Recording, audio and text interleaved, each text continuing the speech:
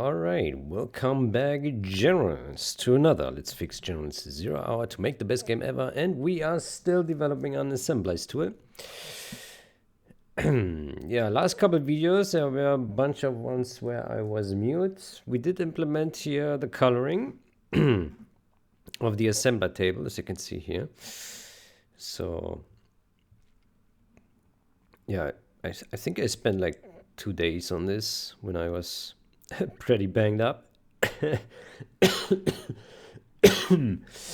Yeah, so basically what I set it on is red for the XX ones when it's like mismatching instructions, green for the equal ones, but without green here to not have too many colors in the main view, and then purple bluish here for if it's missing on one side, and yellow if it's unknown whether or not it's a match. Yeah, which we can't see right now. No yellows.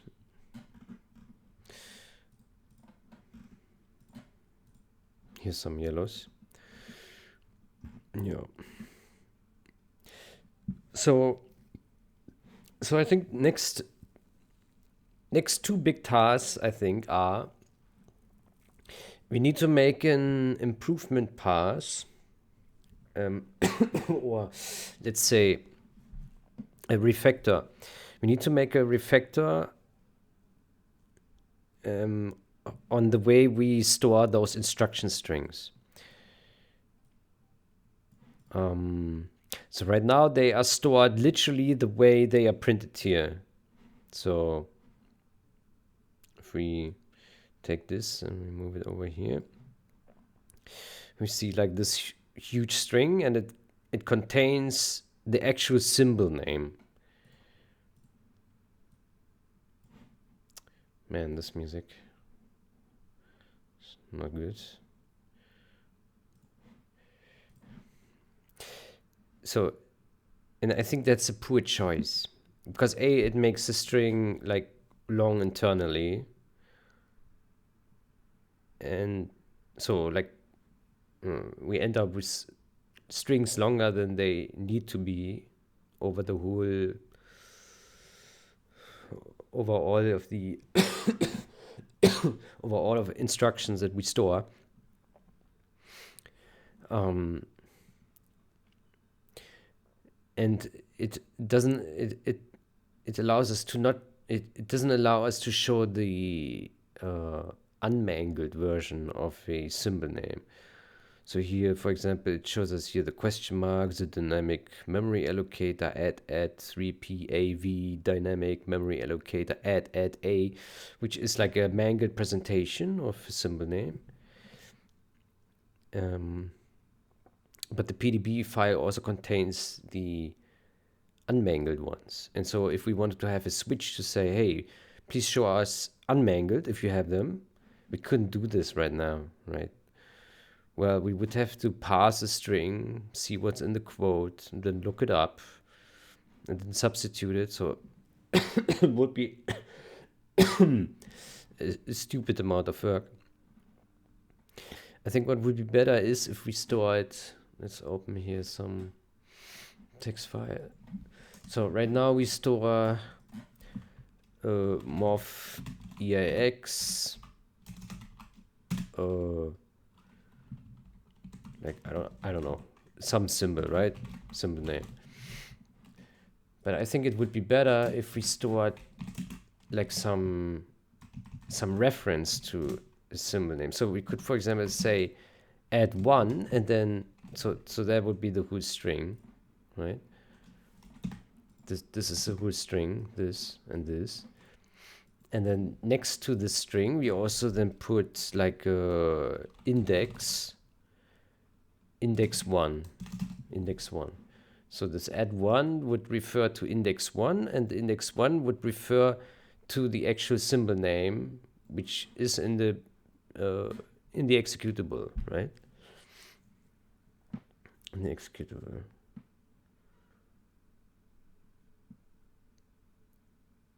Yeah. What about pseudonyms then? Hmm.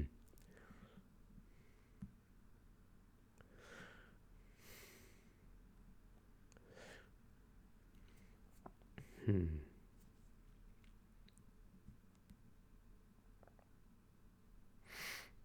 Hmm.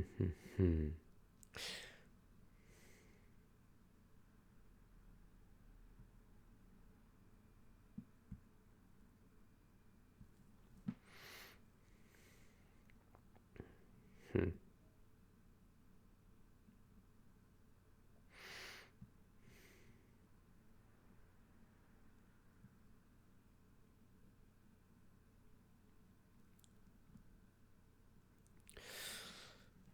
Hmm.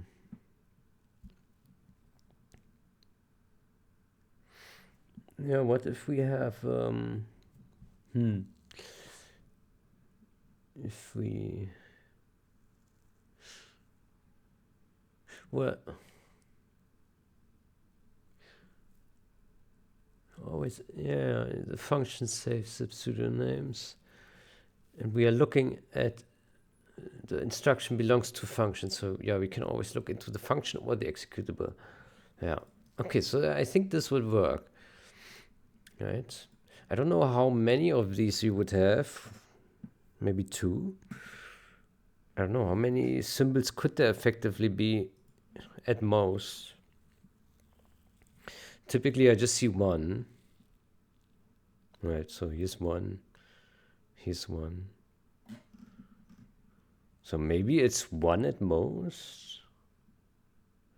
I don't know. I guess we can assert it, right? Yeah, we can assert it. And if they're like, if we get more than one, then we just add one more index. So we would have like an index 2 then, right? Make room for this. But maybe it's just one. So we only ever need one. If it's two, then we can have another like add 2, right?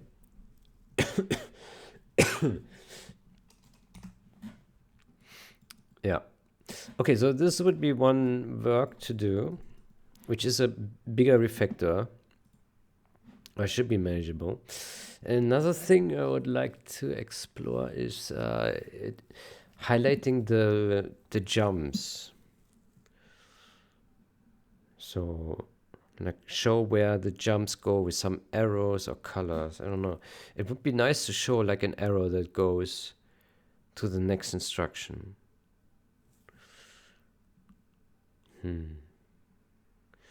So it would show like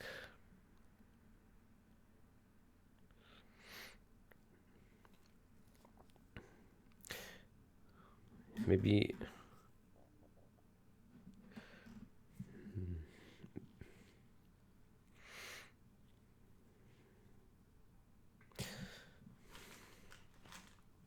in the address pane, address column.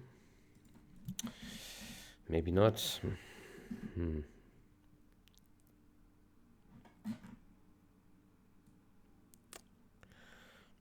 Like here, show some arrows. So it would go from here and then forward 12 bytes. We know where we go to, right?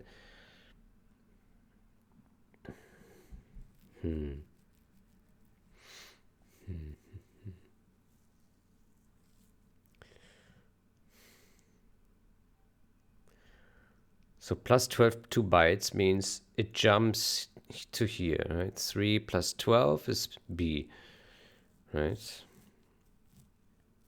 No, that's not correct. 12 bytes.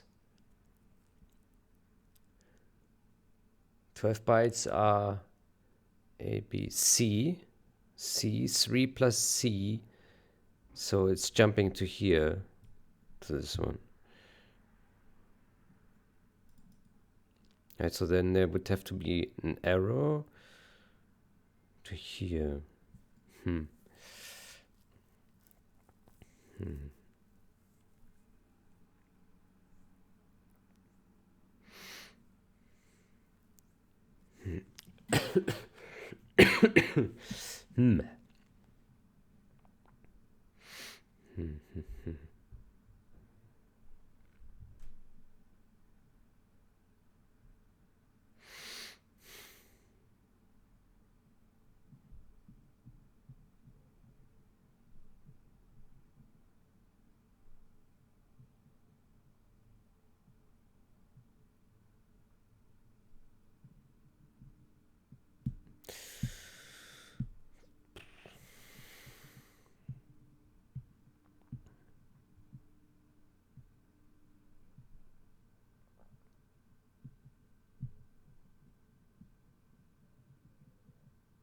Could be quite expensive, like if you have really like big jumps here on the screen.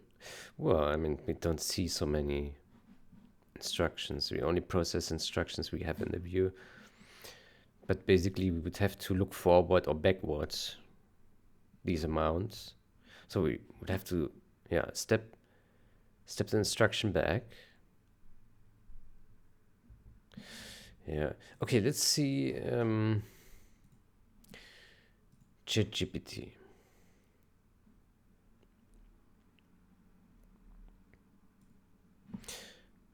Let's ask him. Um,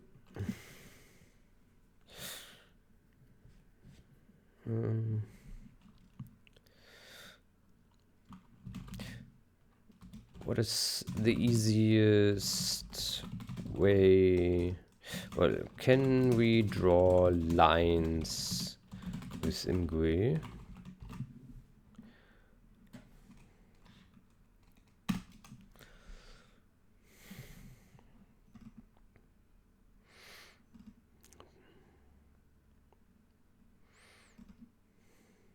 Thickness, add line. Okay, so we can draw lines. Okay.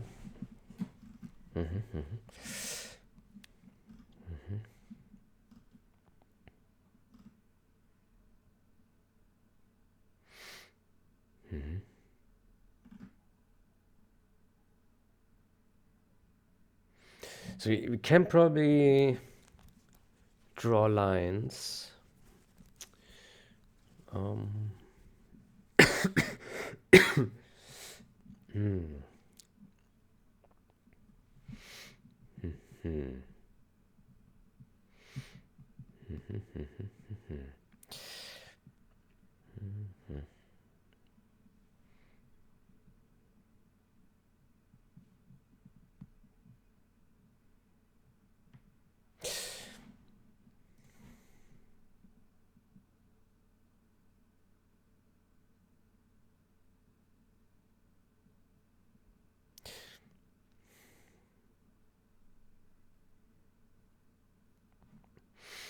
Yeah, I think the way we should draw it is in the address column here. So that we put a dot here, a dot, and then we draw a line down or up, and then an arrow into the field where it hits. And then if the first one is on the first row,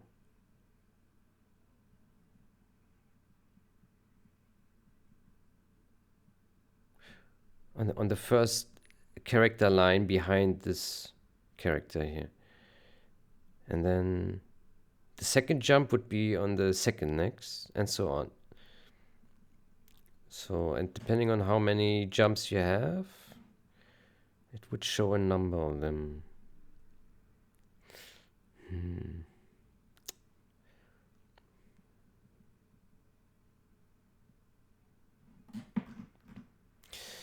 Yeah, but yeah.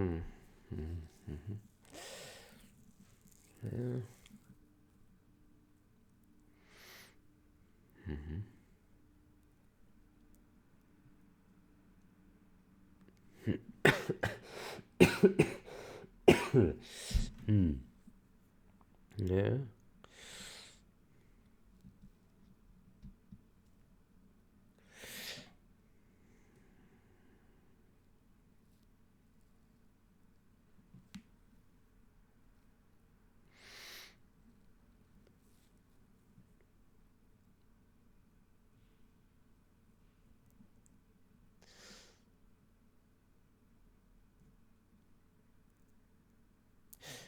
I could imagine there's a problem if you have like a huge function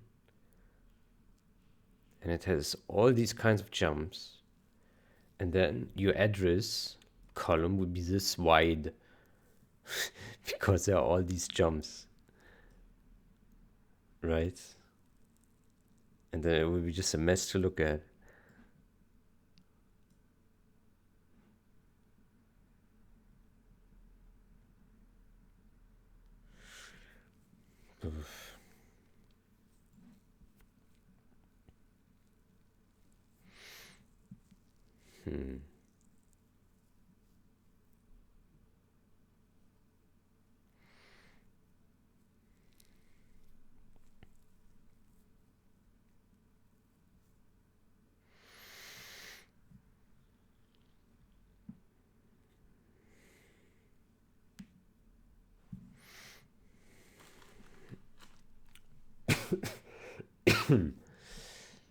Sure.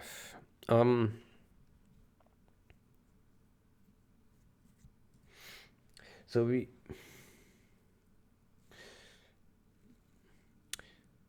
already have a function to draw a little circle.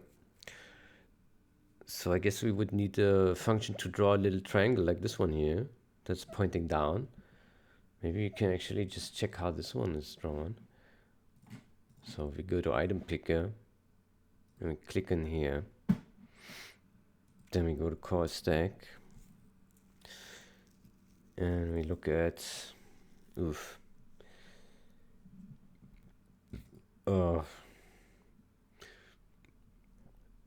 yeah, it's a good question. Where do we look?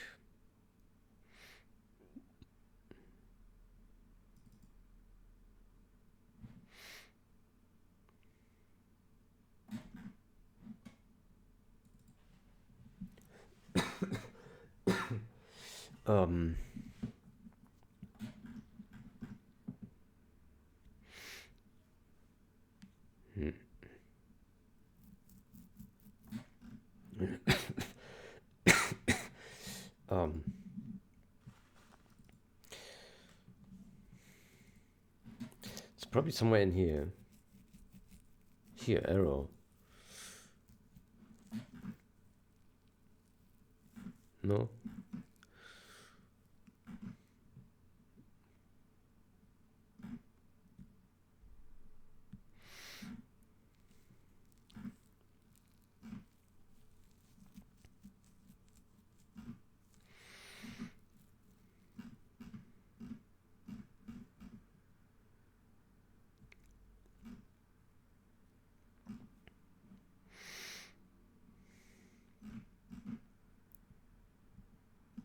Here, render arrow. Render bullet.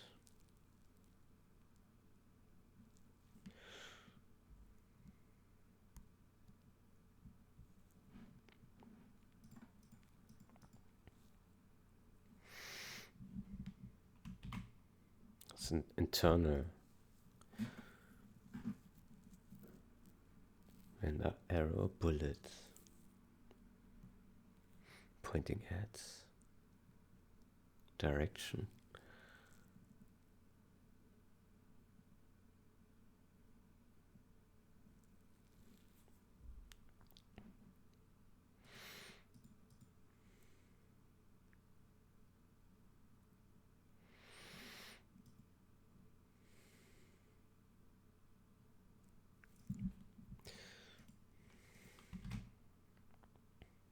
Add circle.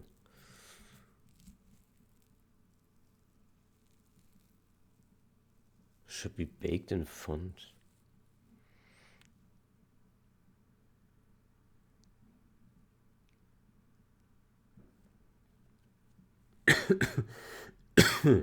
Check mark. Whoa, this arrow has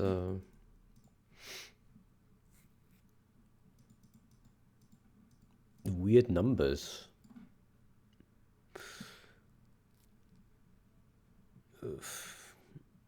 I never really thought about how an arrow would be shaped.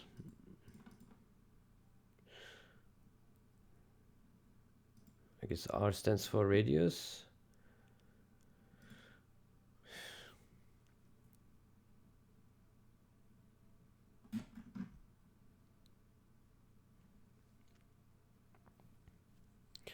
Add triangle field.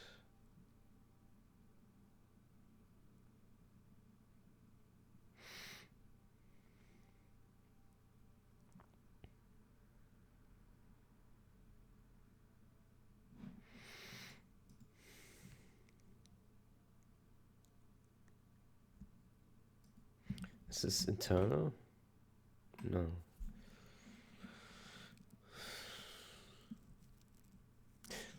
Okay, so how do we currently draw in GUI?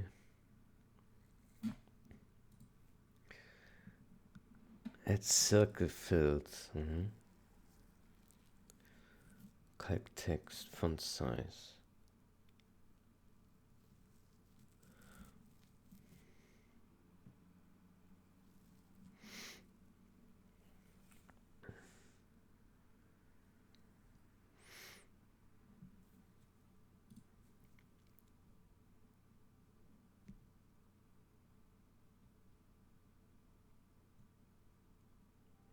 I don't understand why they put here times 1. It doesn't do anything.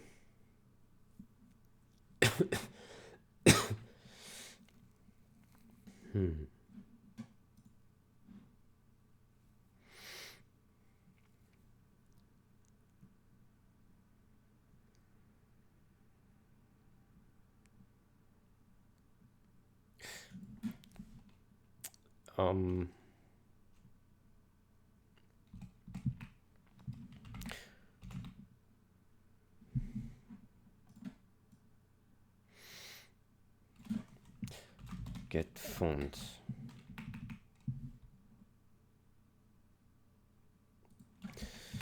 Im font, im GUI, get font size.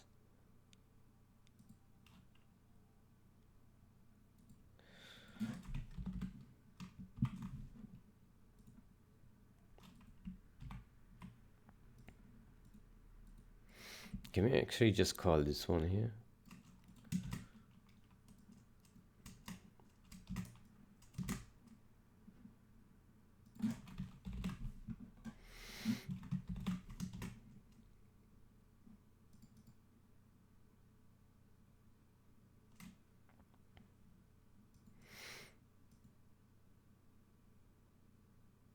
It's a different kind of font size.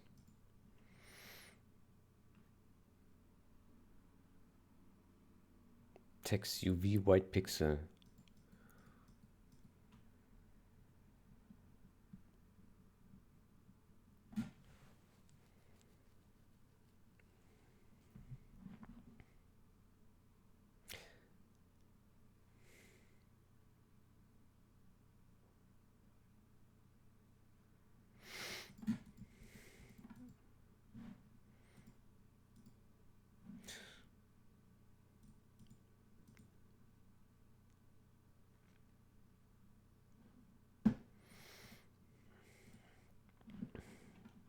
Okay, what about font?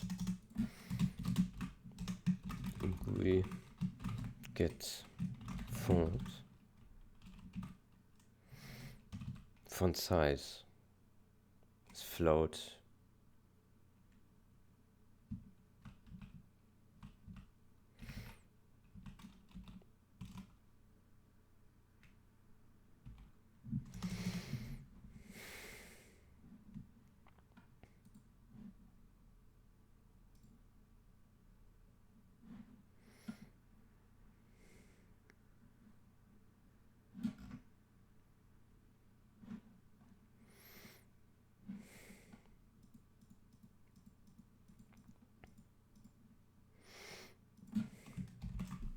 Okay, so what happens if we call this here white pixel thingy?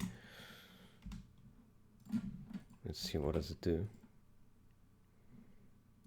White pixel.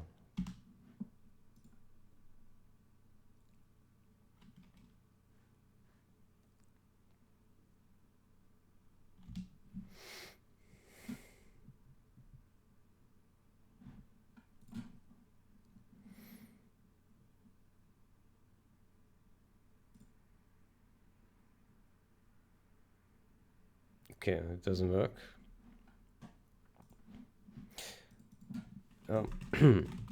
Is there a function in ImGUI that returns a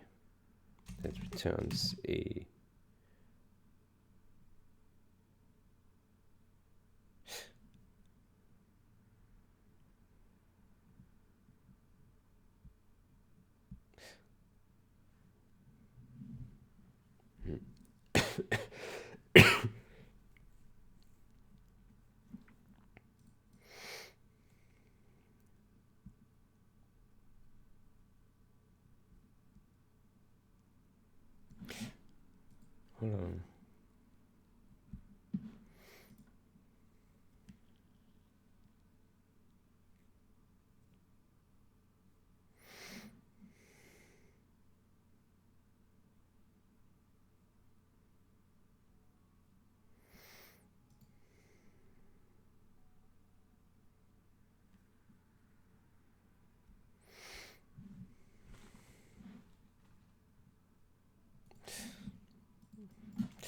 How do we get the width of a mono font in ImGUI?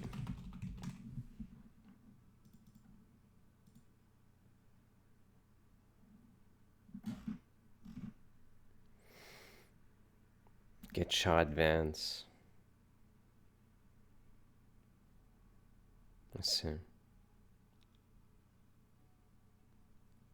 Okay, well then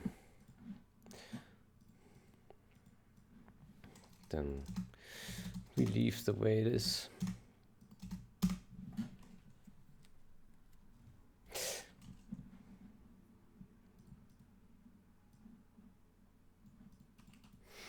How expensive is this? Oof.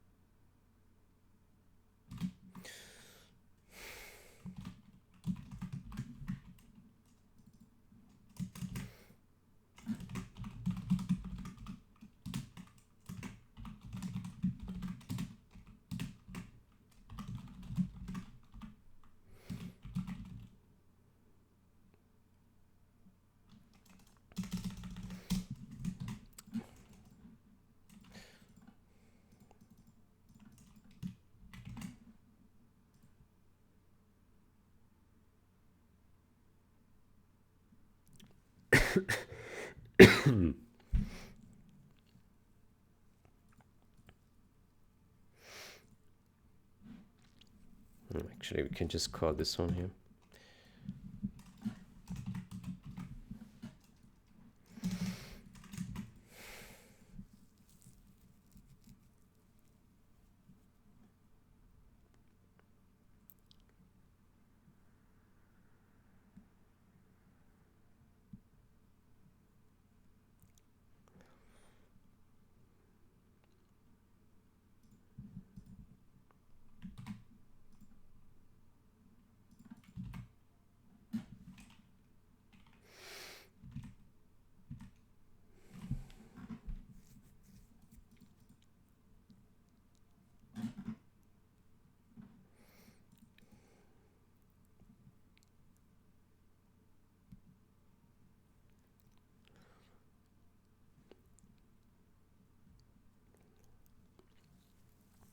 Okay, so we basically want to draw a triangle here.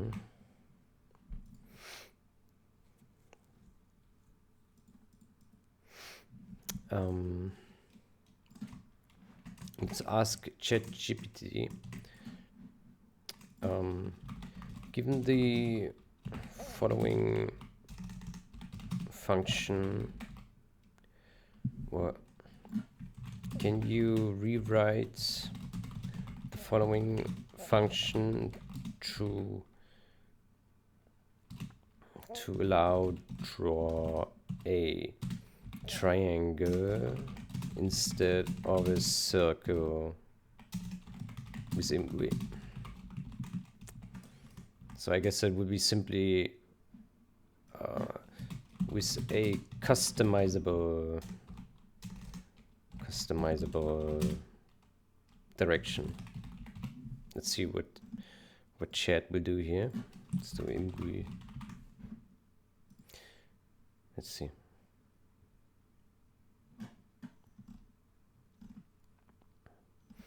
Up, down, left, right.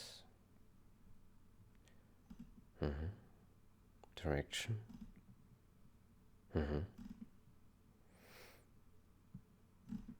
I don't know what's going on there with these vectors.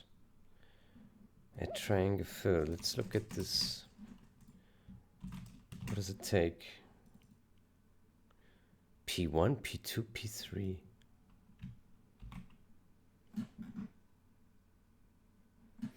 What is that? Path line 2, P1. Ah, it's a point. I see. Point 2, point 3. I see. Okay. Well, let's see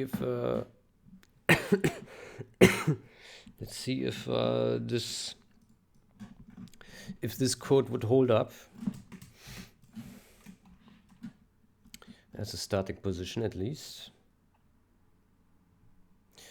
So we're looking for draw in text triangle. Yeah. So we give it a color and direction. Triangle direction. Let's copy this one here.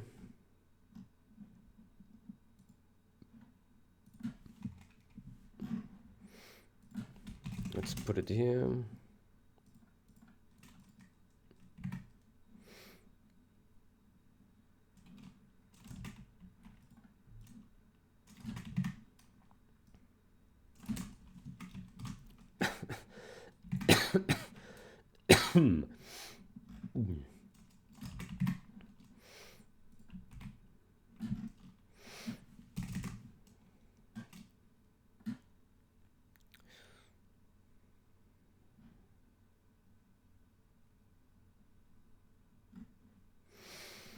Pause font size XY.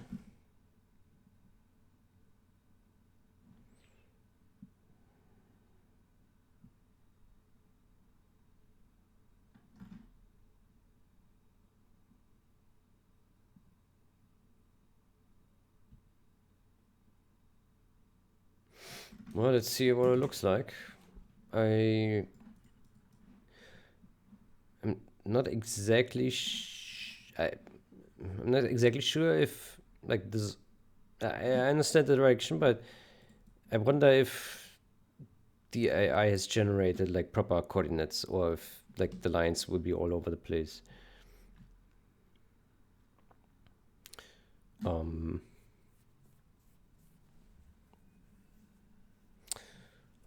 about we need to draw it somewhere as well? Let's go to let's go to draw address, print address. Yeah. See, there's not much in yet, so we can add plenty more here. Okay, so let's say draw in text triangle. Yeah, and we put a green color, and let's alternate directions. So we have static triangle direction A equals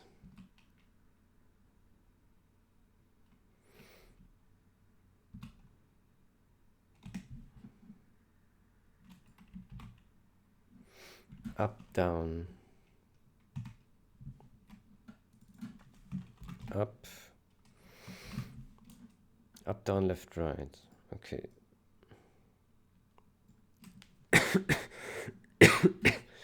Let's idea.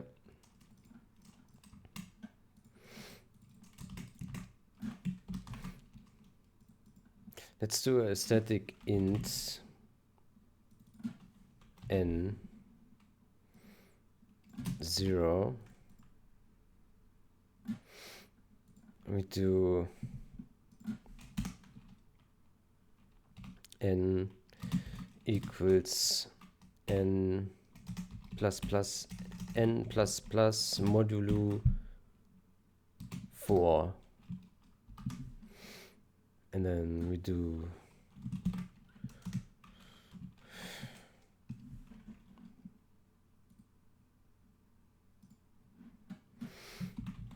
triangle direction n.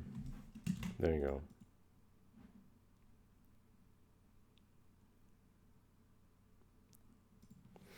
Okay, so this may work. So we should now see up, down, left, right triangles next to addresses. Let's see what that looks like. Oh, did we give it a color? Green color, yeah. And there is something. But it's okay. It looks white.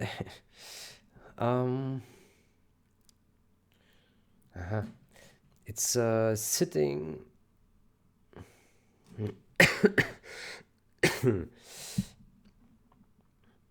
It's sitting at the very first line.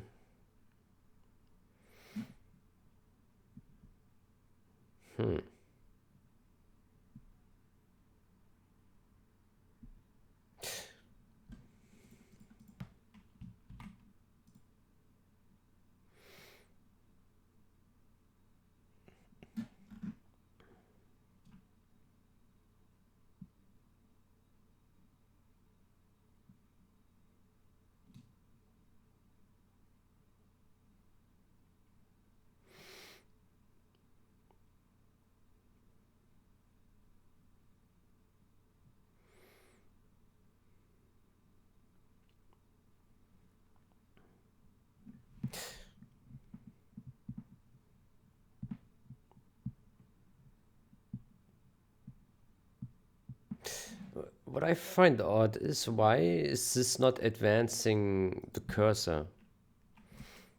Like if we print this in here, let's do AA.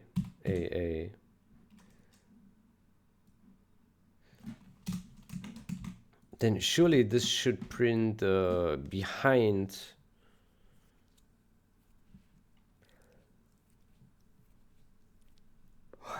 one after another, no? Why is this why is the triangle overlapping the text? That's a bit suspicious, isn't it? Oh, it's next line. I see, okay. Now that makes sense. I see. So we need to say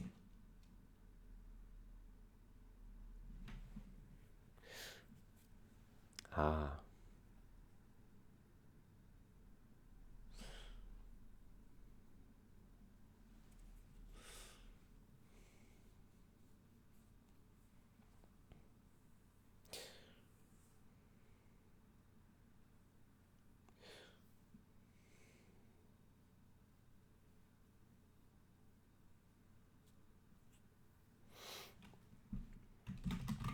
Movie, same line.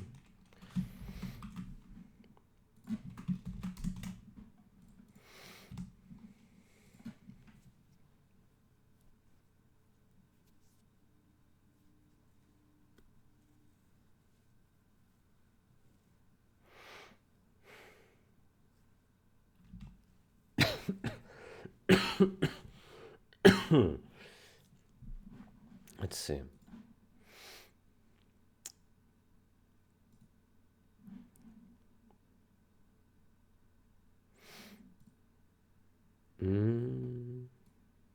Okay, now we have a triangle there.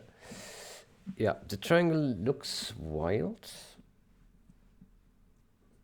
Because it stretches from the very tippy top to the bottom. Otherwise it looks fine. Okay, how do we make it smaller? Let's take a look. By the way, why is it not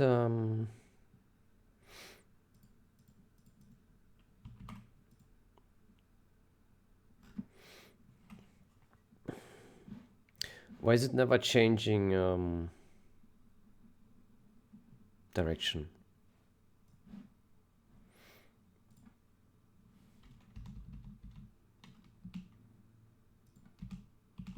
It's only ever going in up. Why?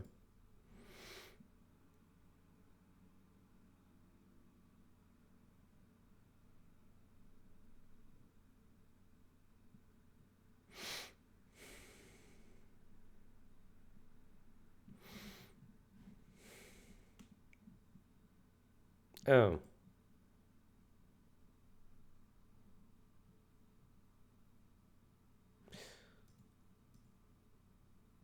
Right, so you need to say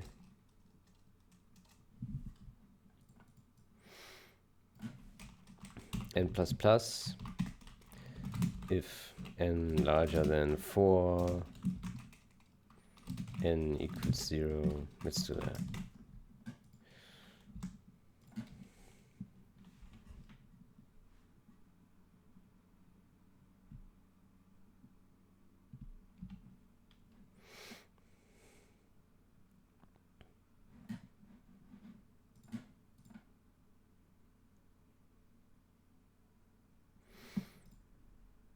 Okay, now we get a hit.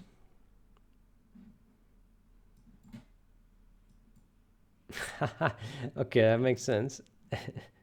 uh, um,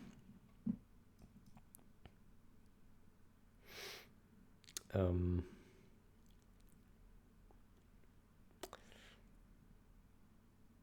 how can we avoid this problem?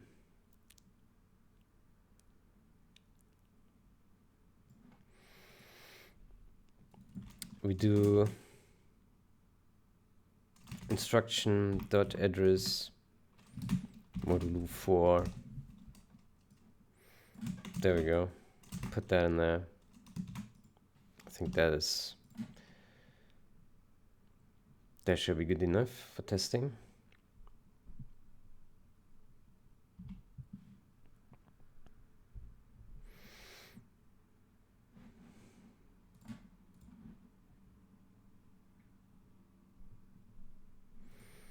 There we go. Okay, so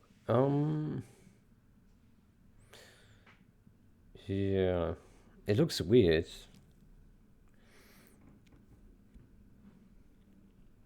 The down arrow,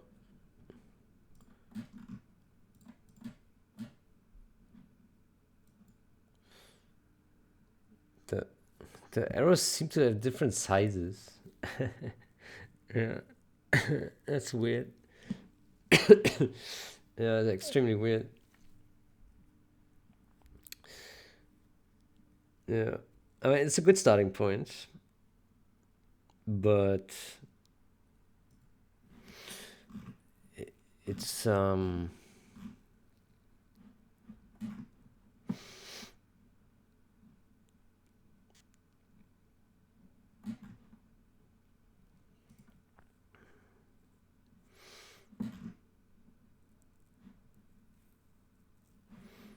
okay. So how?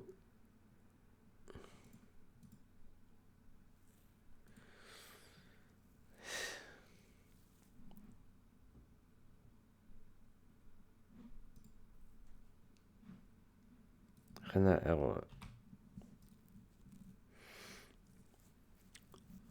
up, left, right.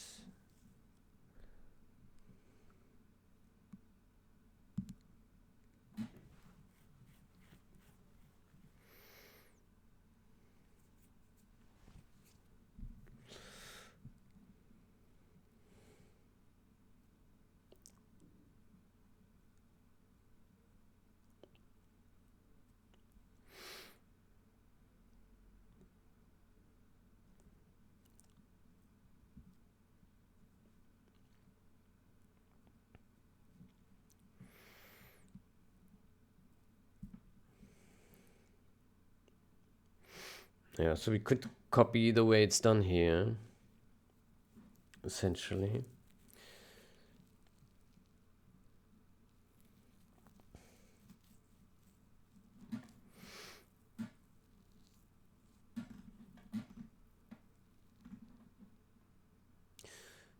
Oh, where are we? Yeah.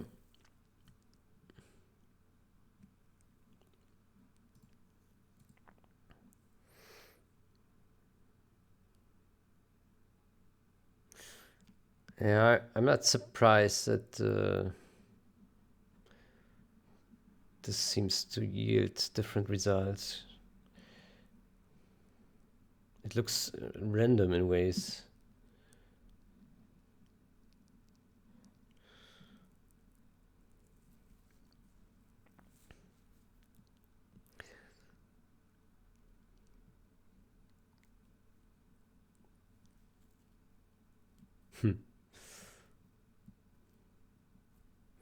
Okay, so how about we simply copy the way that's done in here?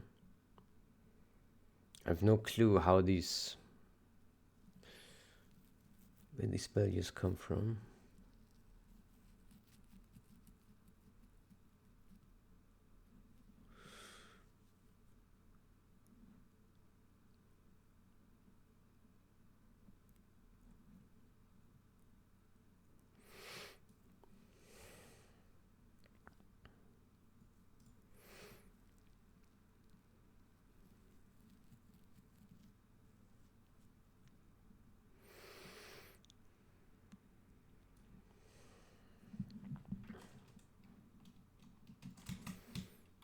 Okay, so we simply copy this and put it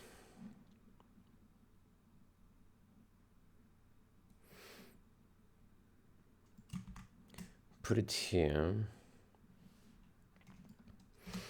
So font size, we take the H is here, the Y, scale, we don't scale.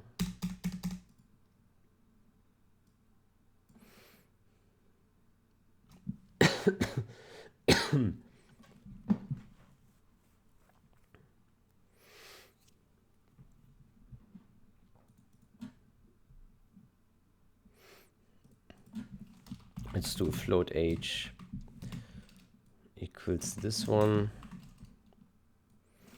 H that pos.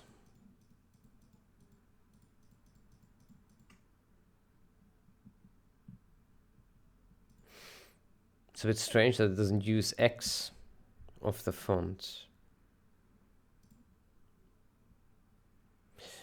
Maybe instead of H, our radius should be font size X. Would that make sense? I think so.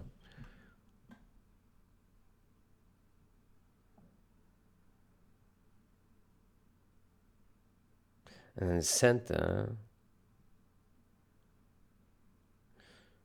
is pos plus. Wait, radius times 0.5. Then the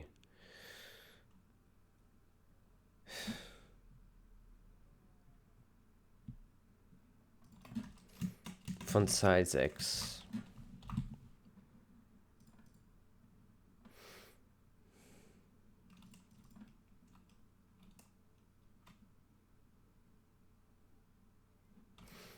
And here's font size Y. Don't put a scale. I don't know why it has problems adding these things.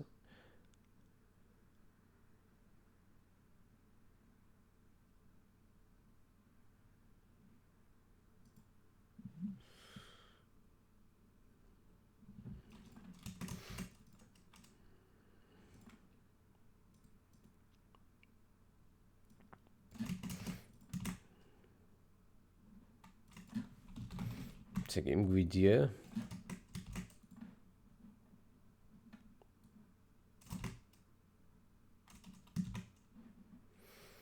Then we don't take this anymore.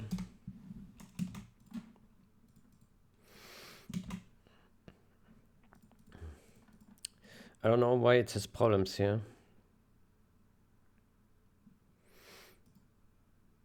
So you cannot add a const and a non-const invec. Now that is weird. That is weird.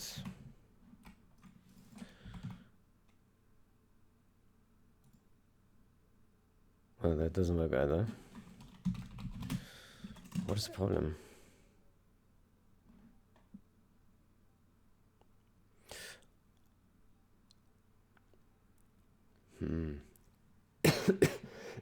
I see. We need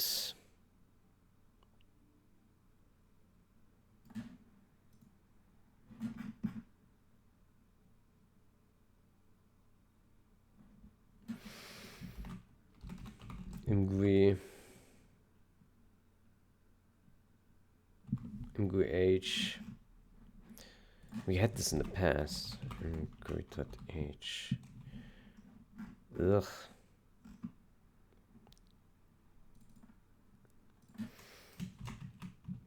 Operators. Here, this one.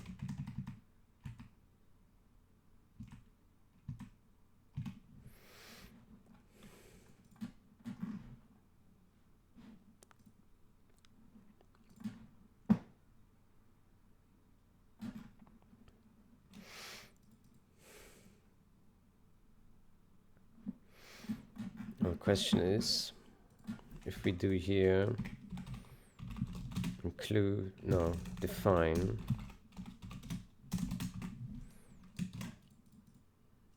will this be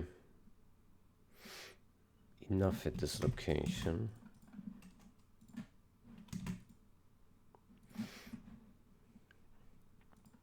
Let's see. Okay, so the radius will be the half of the X.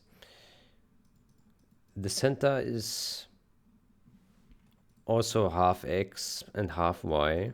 Makes sense. Plus this. Center pos. Okay, R needs to be flipped, so... Wait. Ah, okay, minus R, okay. And then center plus.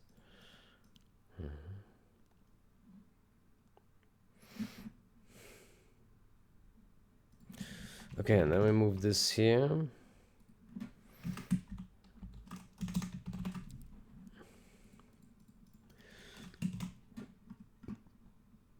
And the color.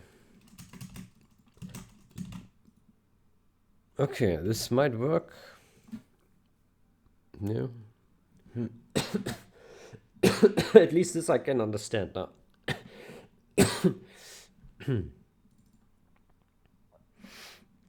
Okay, so of course this is wrong. Let's do ingredient. There we go.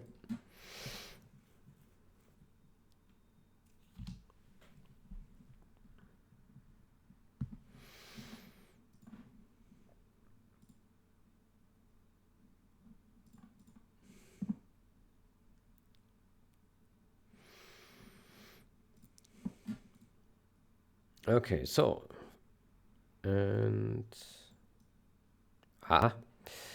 yeah. Okay, so it looks like the arrows have the good size. They are a bit smaller than I expected. Yeah. So yeah, but it makes sense. They are not wider.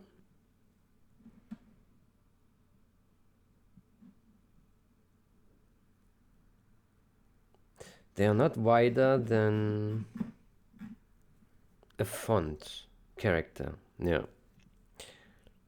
So they have the right size. It just really looks small. The circle is much beefier, but maybe it's good enough. Like a really tiny arrow. Yeah. Okay. So we have an arrow. Yeah.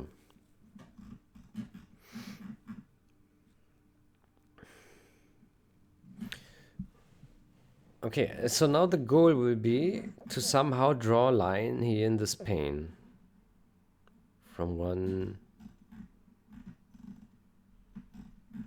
section to another.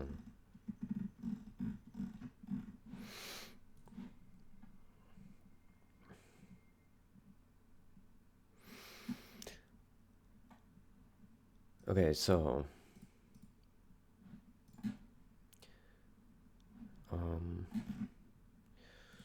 Imguimisk. Okay, so let's clean up this here.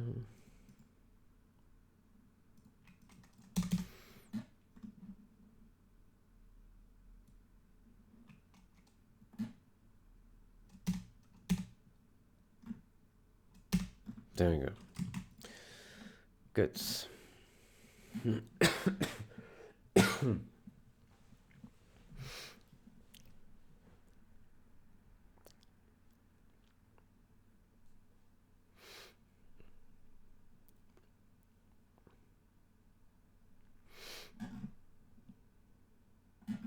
I wonder if we should also break this a little bit down here so it's easier to read.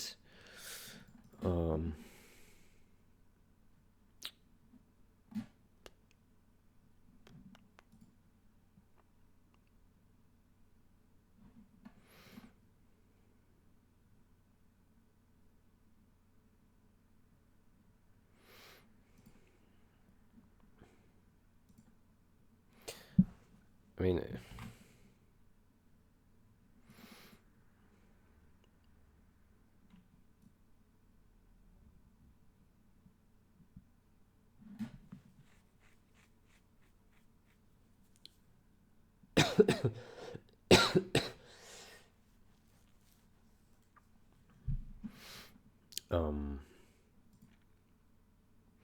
how about we rename this to R? That's our radius, the real radius. And then we also use a center like this one here.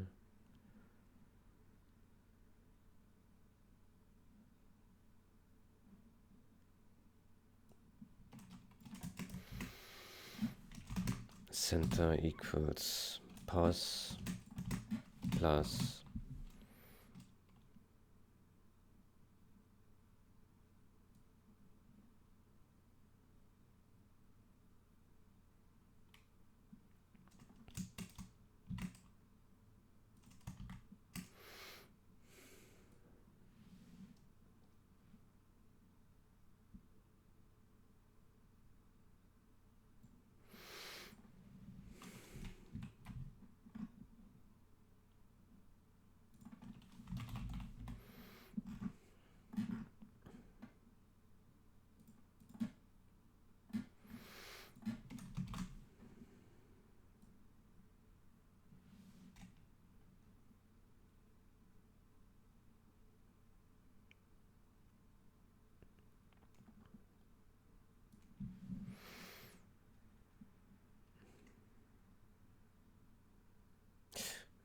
basically we just take R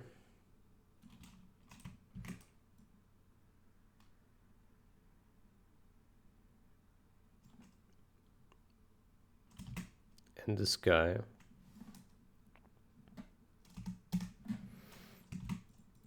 That would be the same, but maybe a little bit easier to read. Mm-hmm.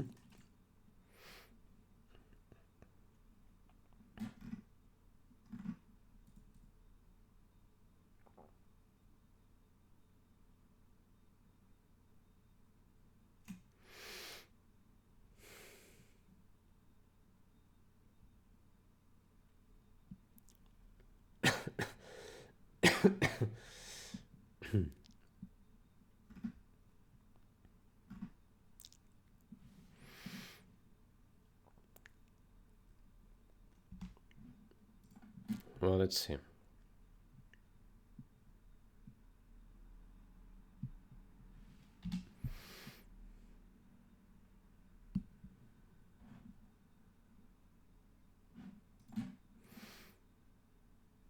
Mm-hmm.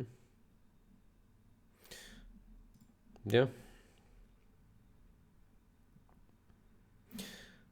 Okay. Then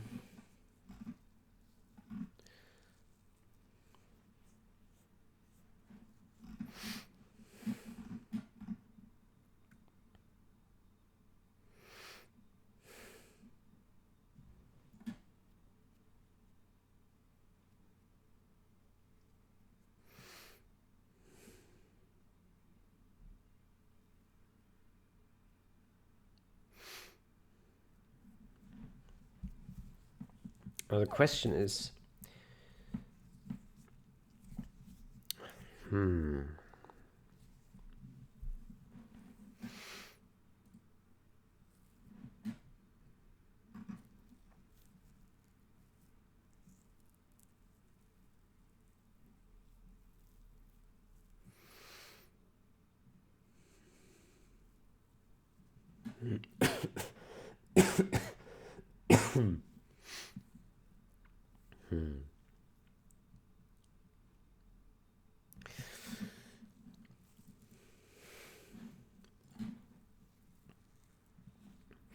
so when we draw a jump,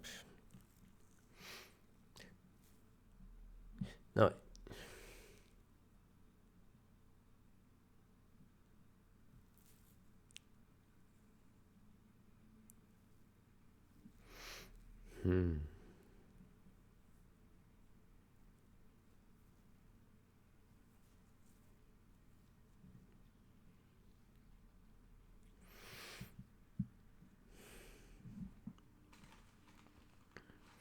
the question is, how do we know? Okay, first of all, can we actually get all the instructions? Let me see. Well, this only knows about one. So we would need to pass.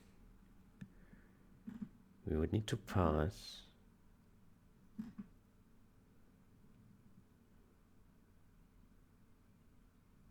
Oof. We would need to pass this records thingy.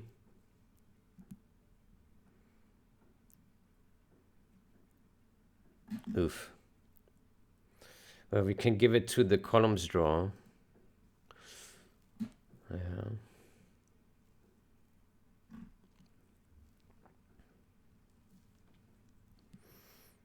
Yeah.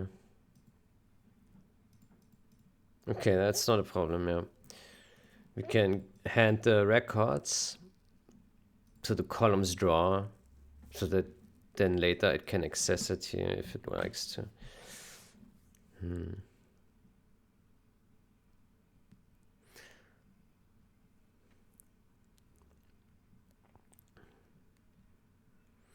But the problem is,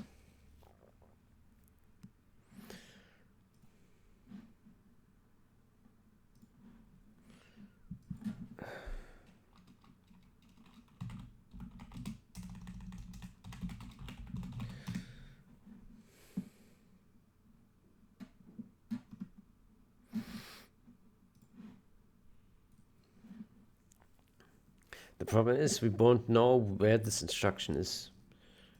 This guy in this list here.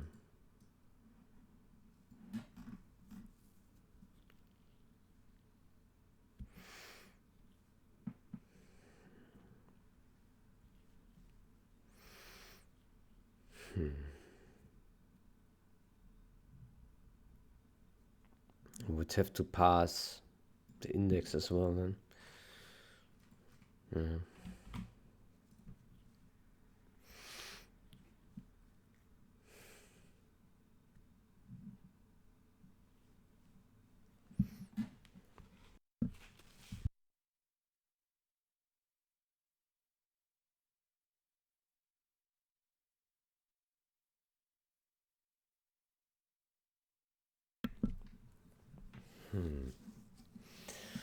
Yeah, it's okay,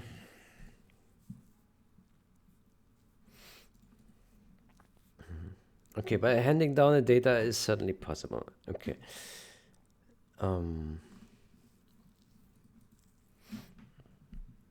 Then the question is how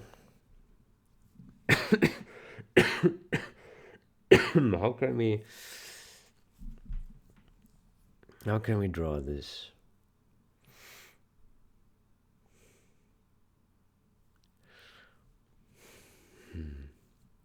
So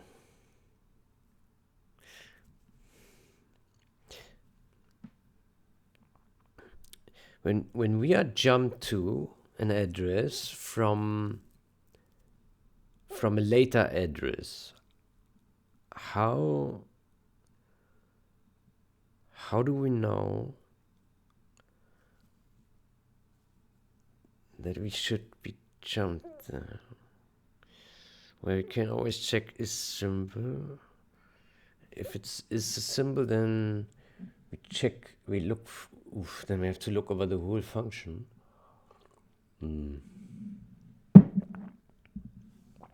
It seems expensive, but we have a clipper, so clip.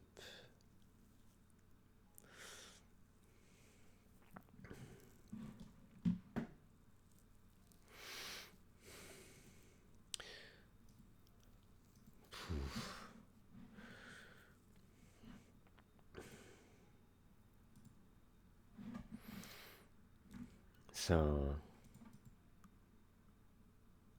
display start, display end.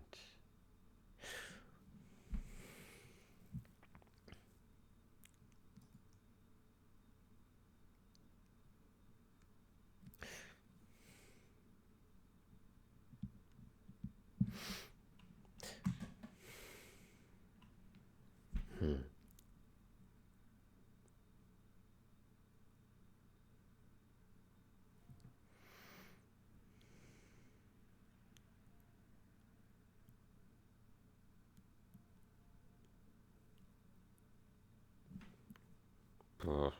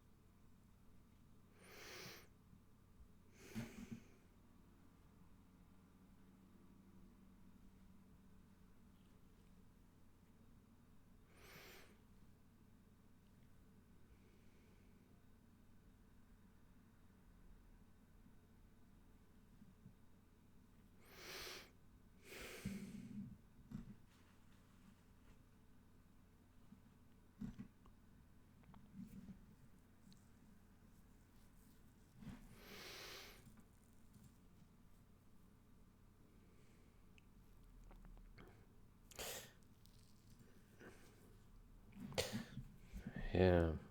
So I think if a address has the annotation is symbol, then we basically need to look forward and backward to see if anything jumps to it. Yeah.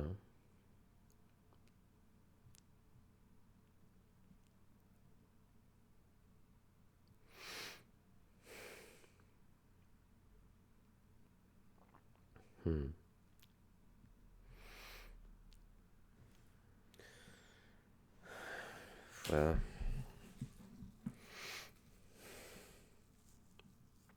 poof.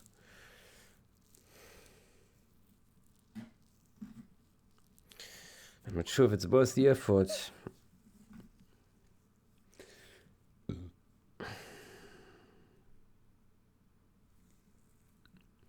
So it could look weird when we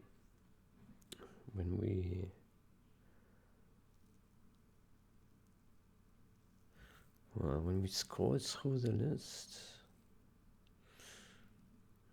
Actually, should be somewhat stable. Maybe. Basically, the top addresses always take precedence because they will be the first to render.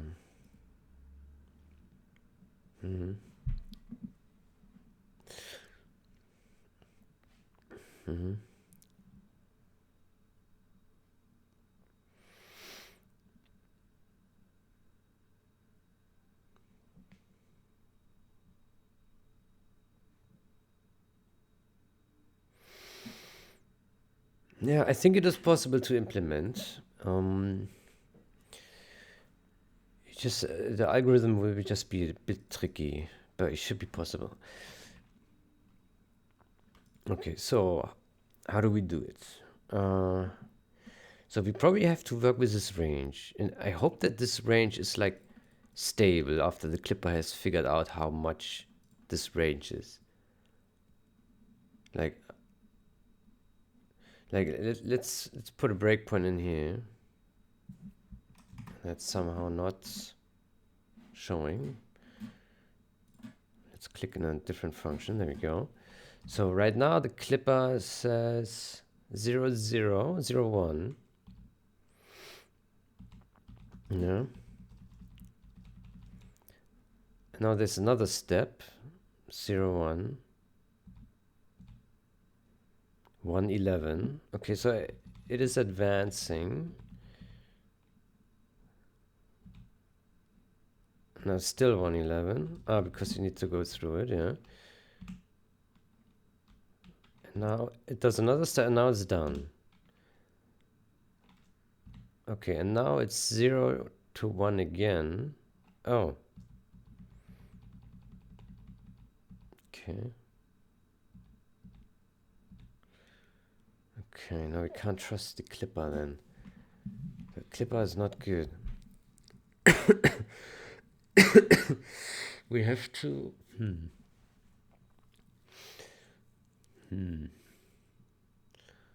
Yeah.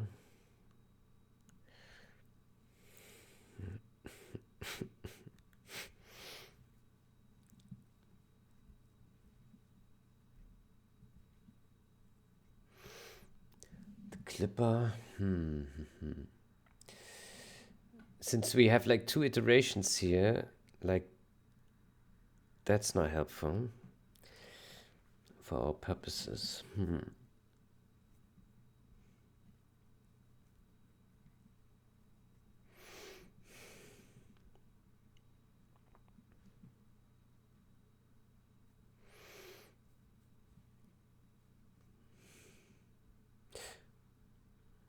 Well, we only care about...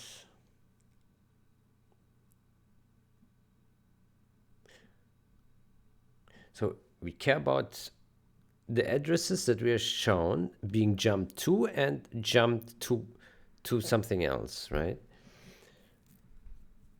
And we need to consider the whole range of the function.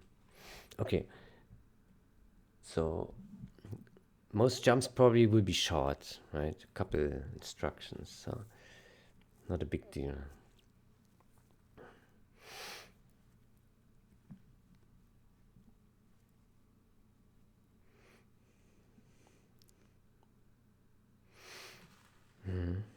Okay. It's cold. Yeah, what's the time? 1 hour 20. We didn't get much done.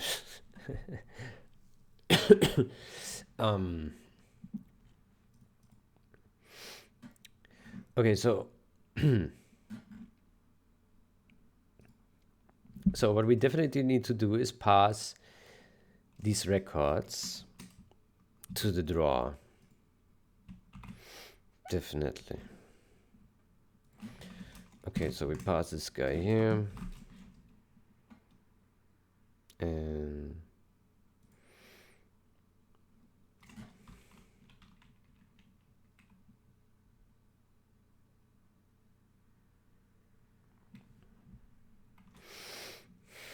let's say can be null.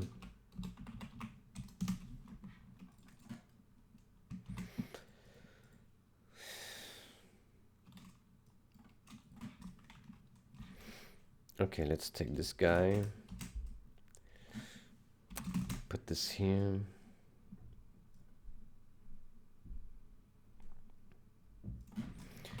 We take M records, okay. And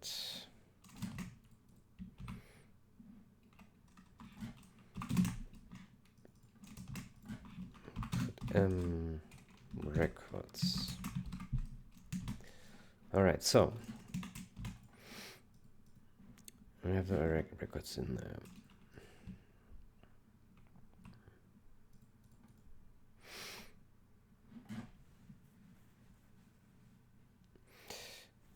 So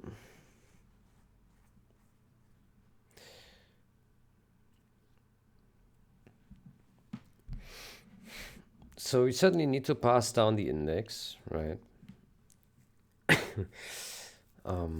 So we have the instruction. And we pass a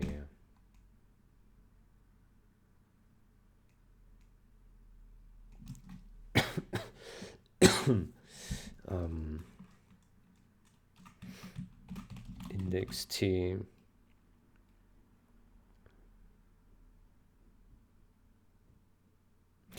Hold on.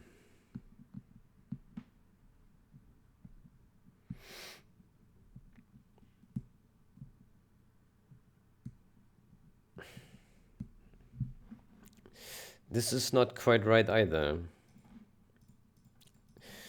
because we also use it for the named function table.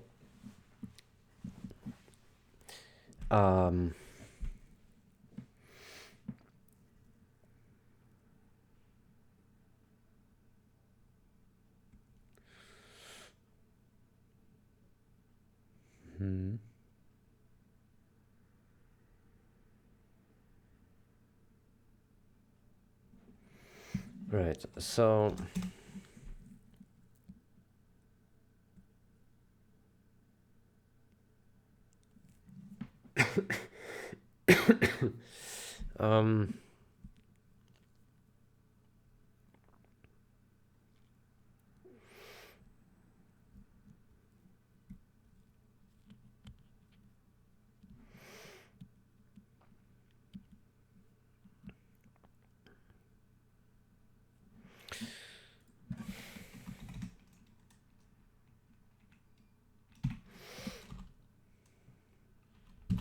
I think we do using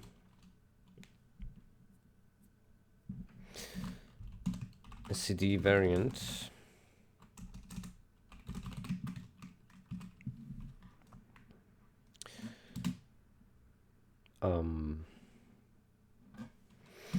Instruction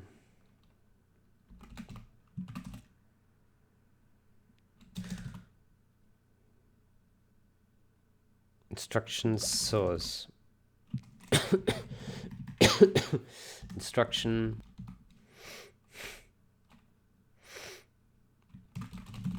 instruction container source.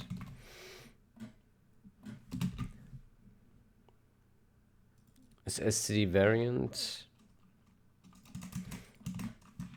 this?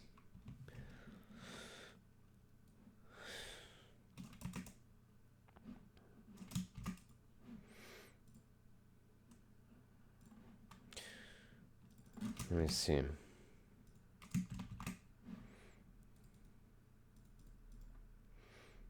So here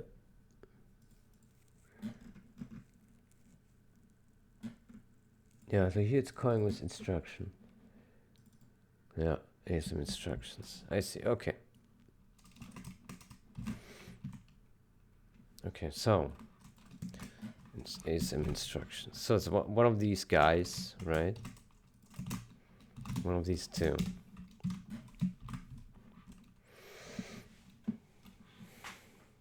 Instruction source. Okay, then we put here instruction source.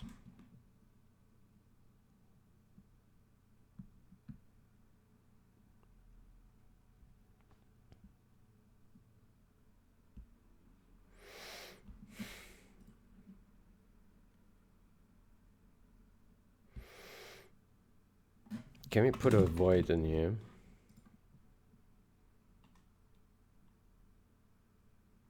I'm not sure.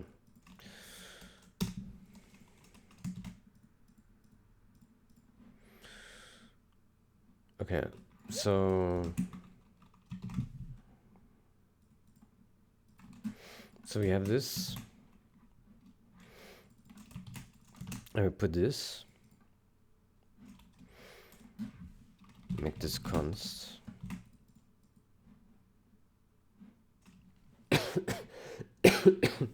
Or you just call it like this.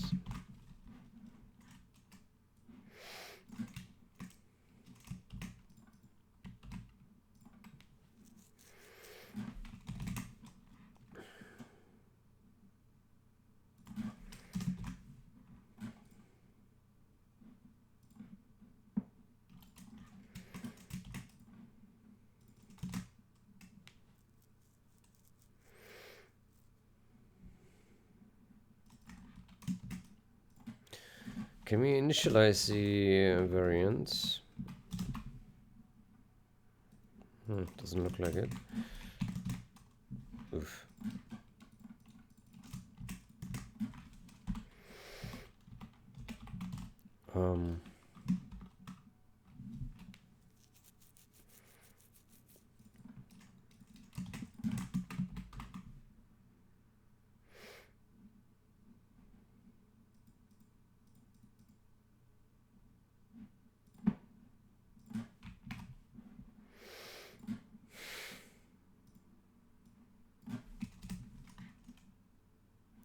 doesn't work because it's const.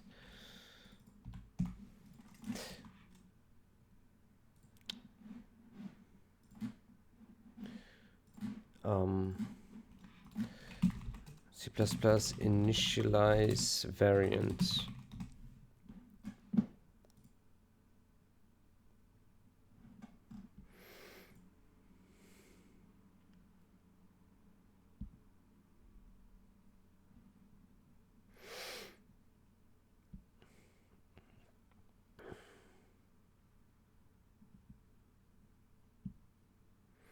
In place type args. Aha.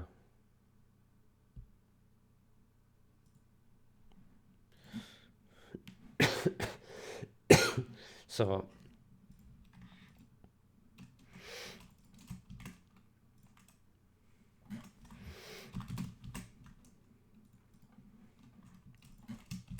let's say we put this here. Instructions.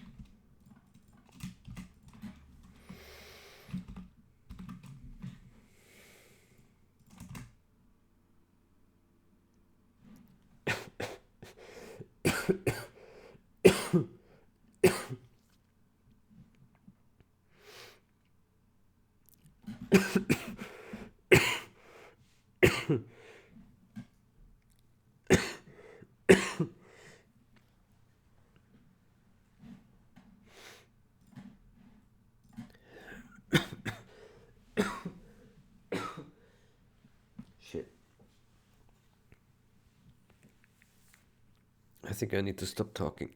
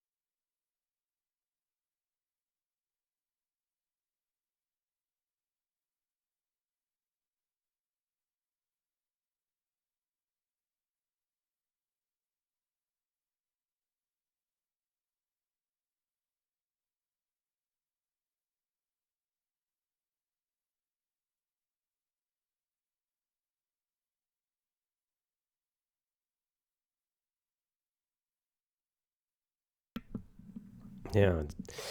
So microphone is enabled again. I wonder. This is. It's even hard to get the data out where we want it. So here we would also need to pass aside this.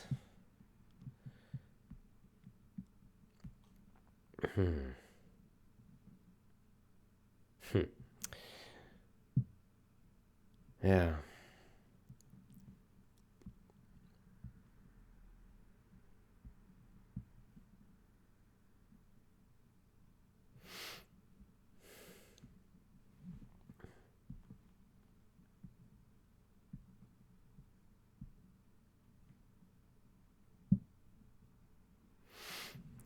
This.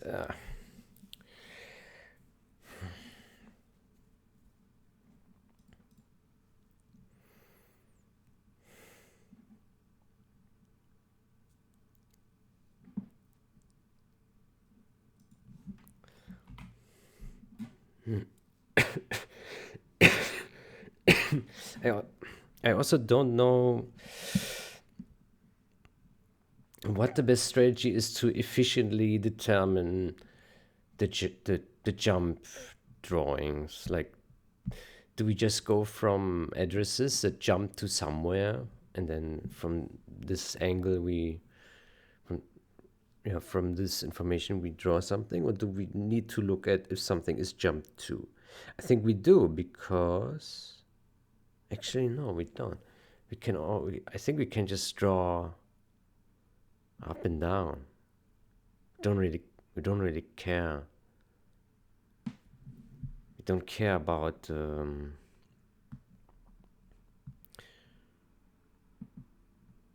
Where we are, right?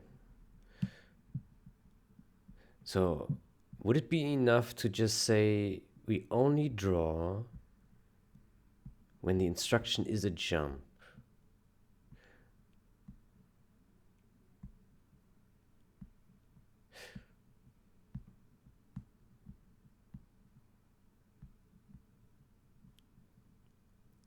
But that means that if we have an instruction that jumps outside, then it shows the arrow, yeah, and then we scroll towards it, and we no longer see where it's jumped from, but jumped to, but then it disappears, the arrow, because the origin is gone. So I think we need to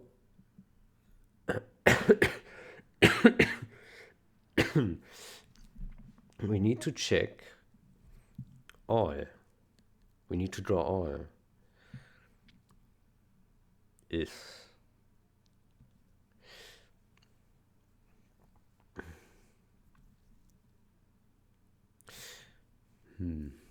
maybe it would make sense to establish some kind of simple abstraction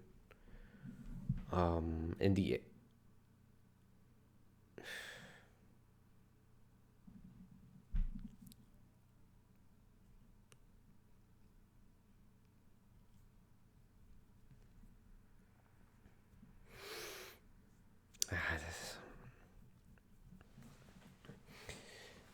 maybe we need to have a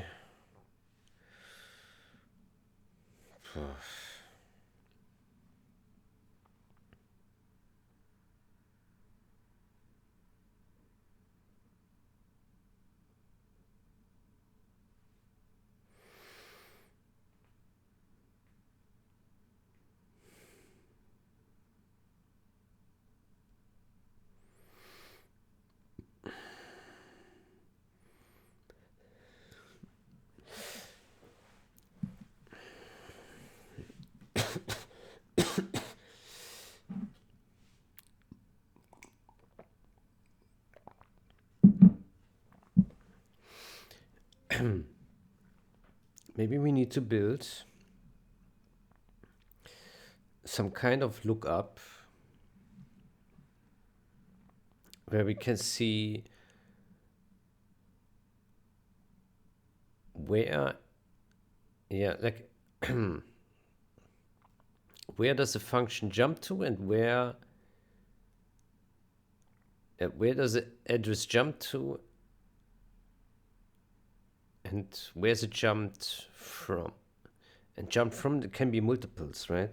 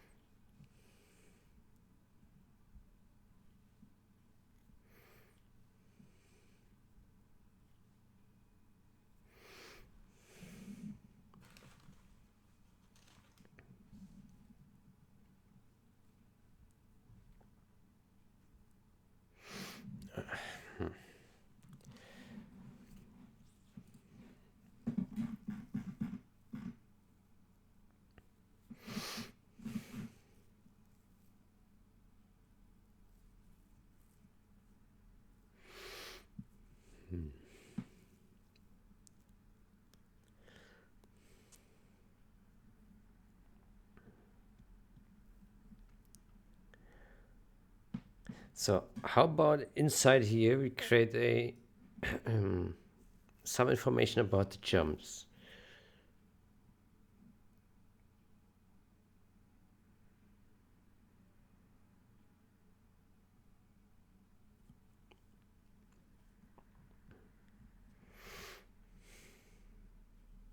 So we have instructions.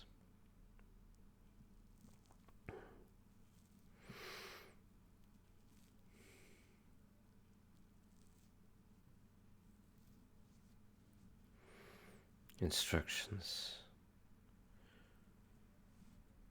Instructions.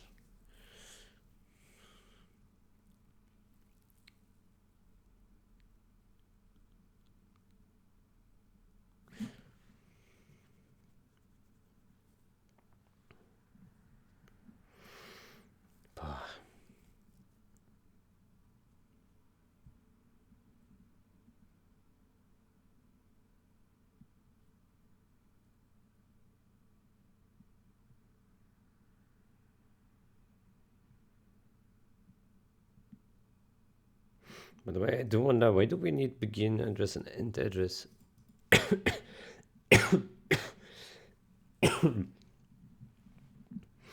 Isn't that already inside instruction 0 and the last one?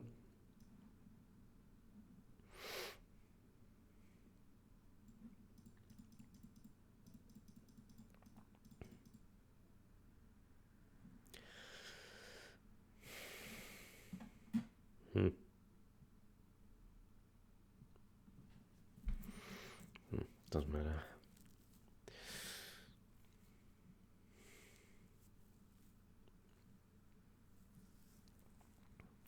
So, yeah, how do we do it?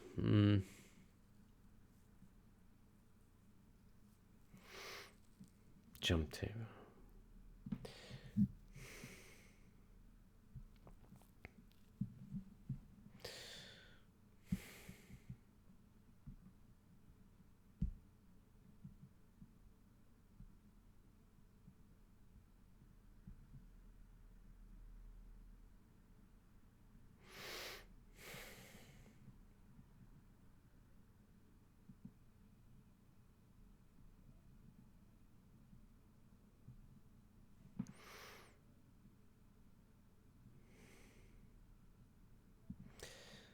Yeah, we need to somehow...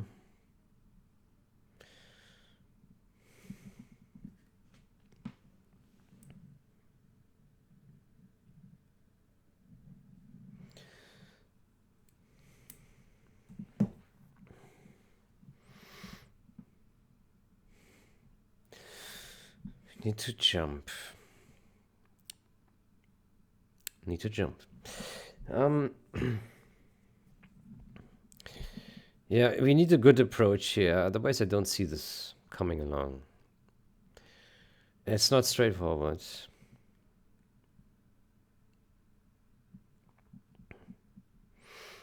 I think it's possible, but if you do it incorrectly, it just becomes a mess. Unmaintainable mess. Yeah.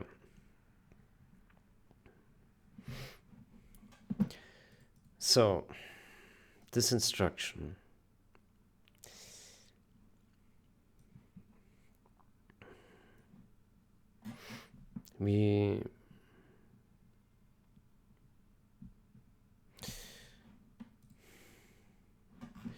Let's take a look at how we.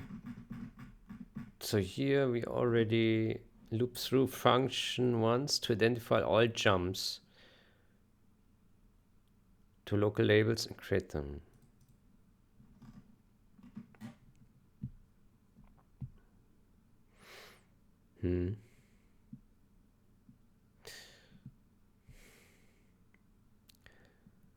So we already store information about this.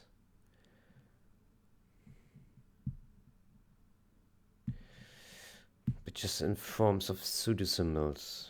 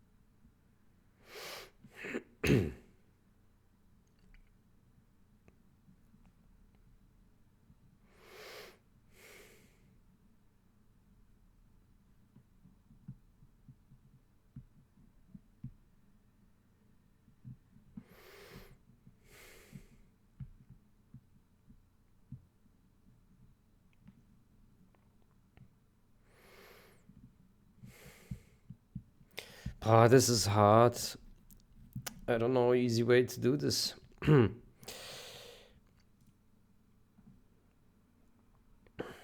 It's a hard feature.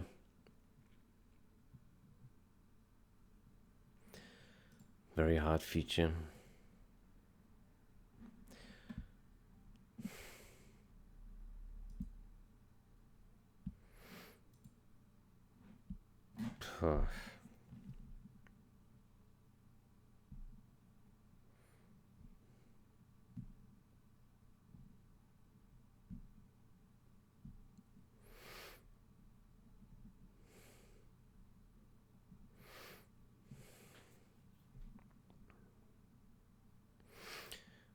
Maybe it should be more like a stretch goal that we revisit when more important things are done. It's kind of tricky to do. But also, I don't want to give up because challenges are the things that you grow with, right?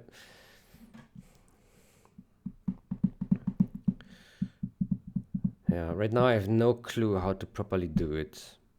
But of course, it is possible to do it. Yeah, I think we just need to get it rolling properly. Yeah, so what I think we need in function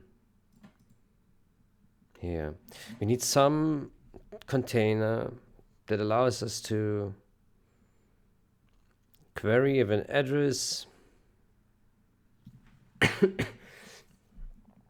query where an address is jumped to from. Yeah. So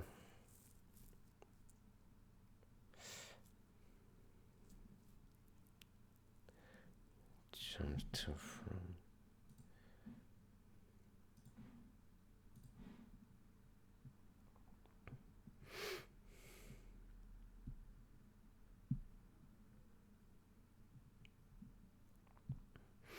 Where does jump to from? Similar.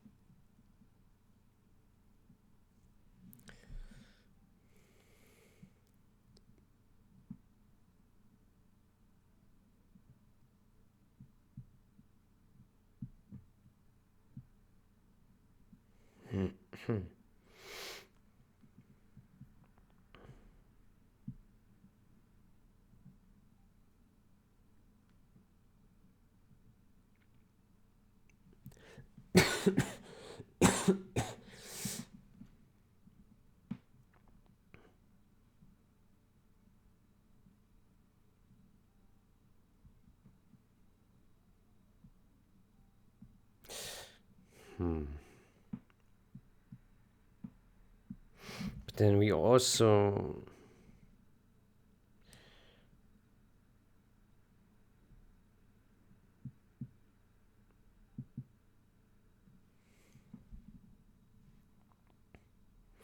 we can easily calculate where it jumps to. Just address plus jump len done. Okay, this we already have. So we only need the information where we've jumped from. Okay, so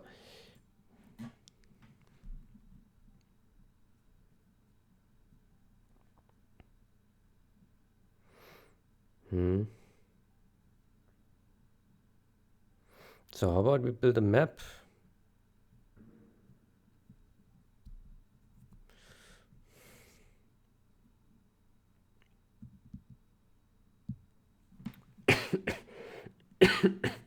Or a vector.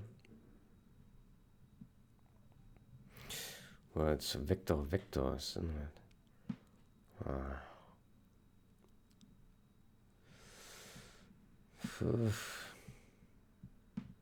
Vector of vectors.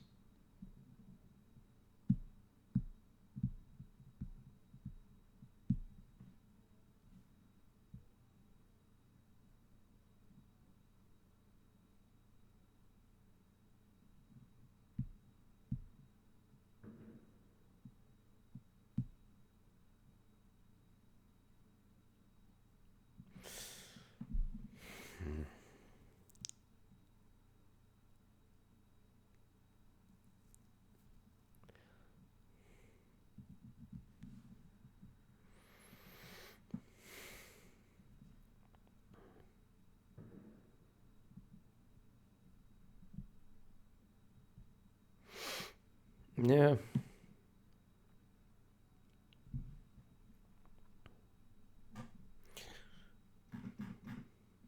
So I would say we simply put here a struct. Actually,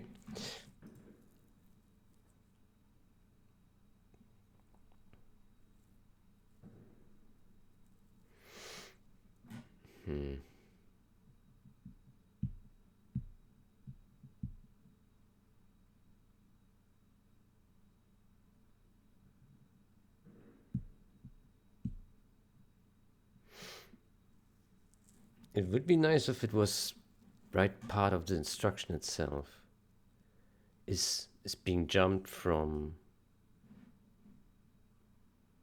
is jumped to from,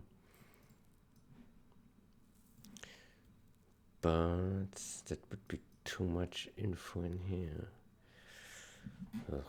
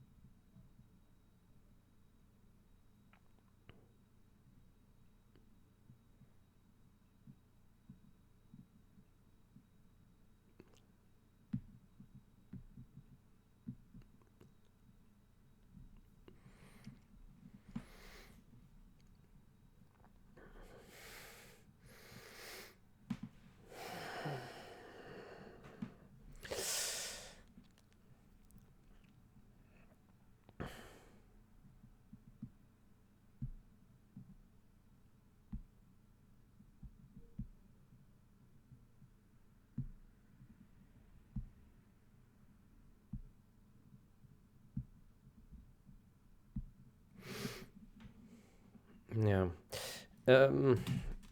Let's call this ASM instruction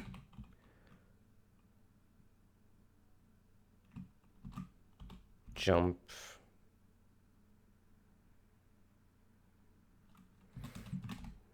to, I don't know. It's kind of stupid, isn't it? Instruction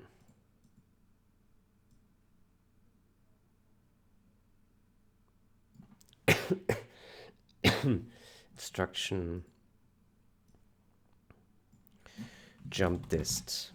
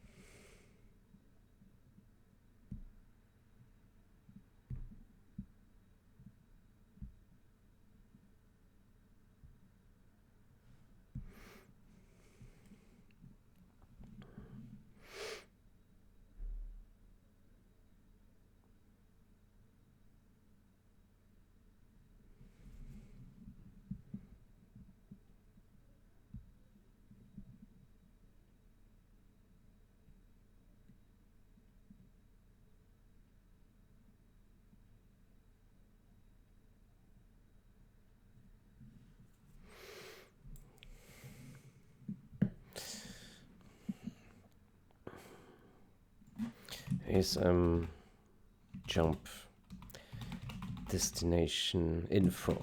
Okay. In here, we put a std vector.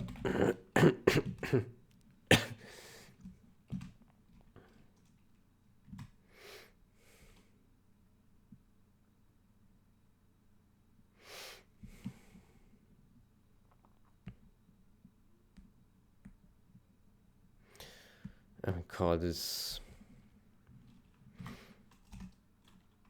address 64T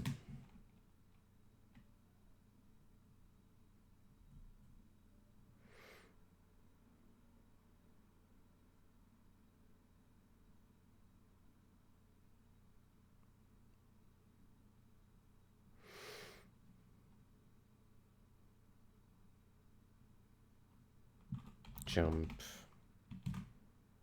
addresses. No, that took me 5 minutes to write. Okay, but the more I think, the more clear comes the whole thing. It's mostly thinking through. So so we basically need this thing.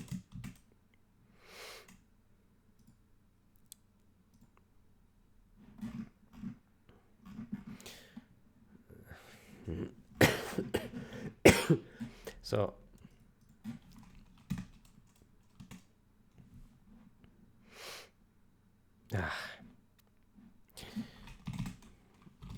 using this infos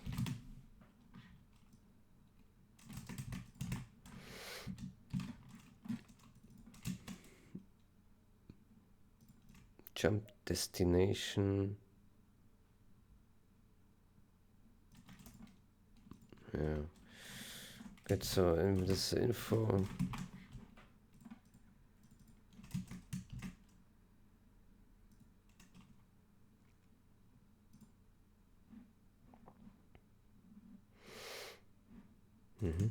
So we have these infos here. Call it jump destination infos.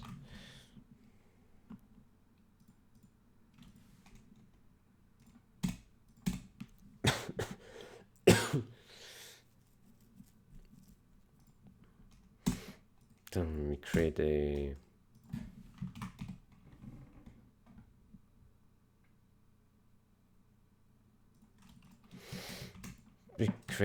another index map.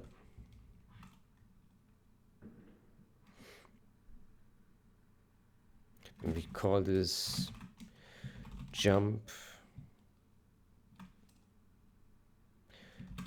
destination address to index map.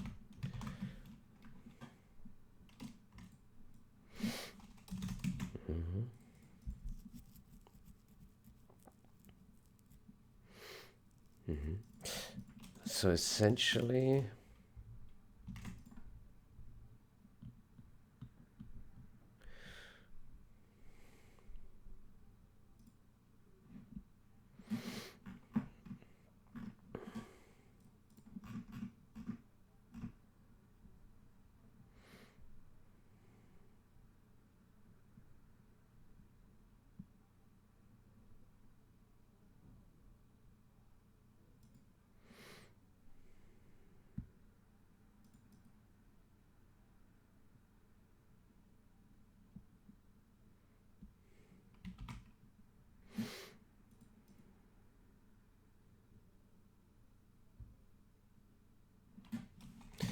we also need an address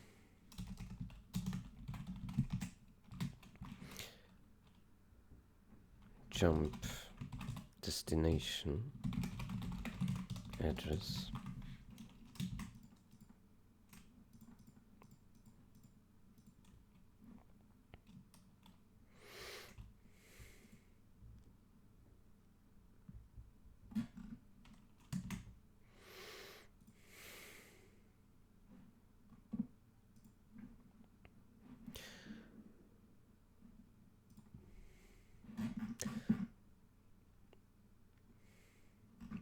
so we need a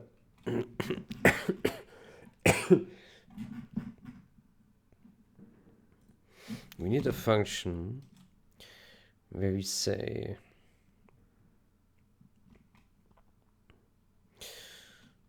void Add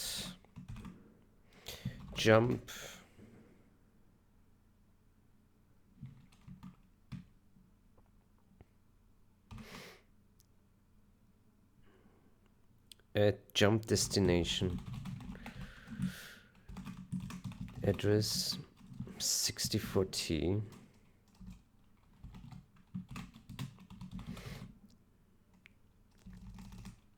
jump destination address, and then another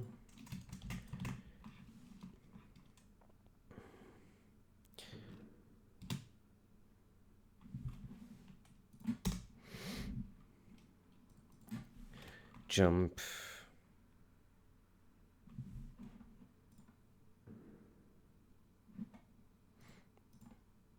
maybe you should call it jump origin.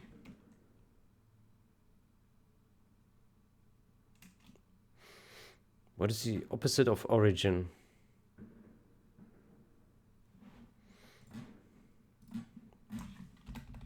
Opposite of origin.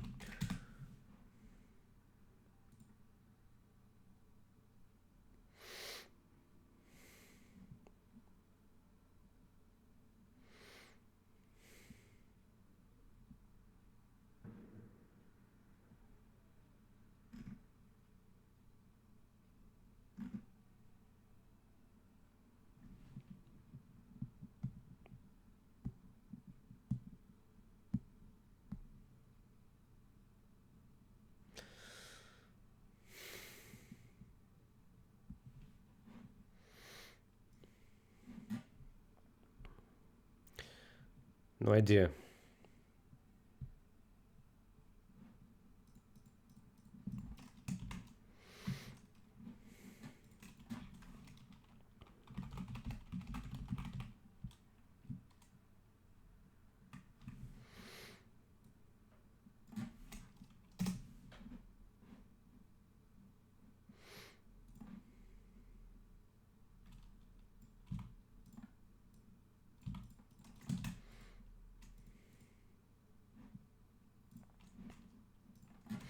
Okay, how about this? Add jump destination. Jump. Let's add jump origin.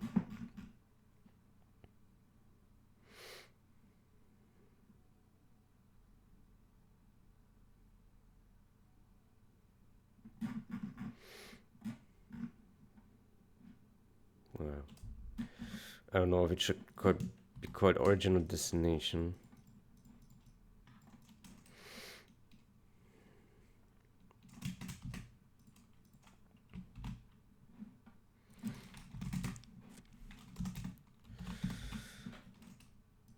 So we have function.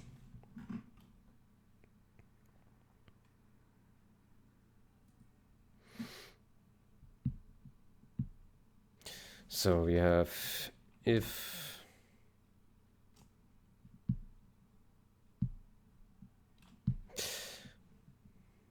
jump destination.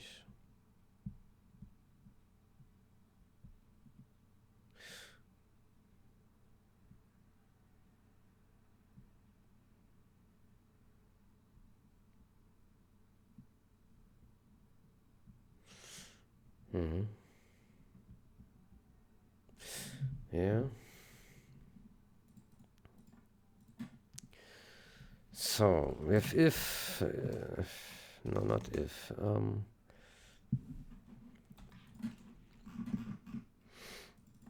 Jump destination.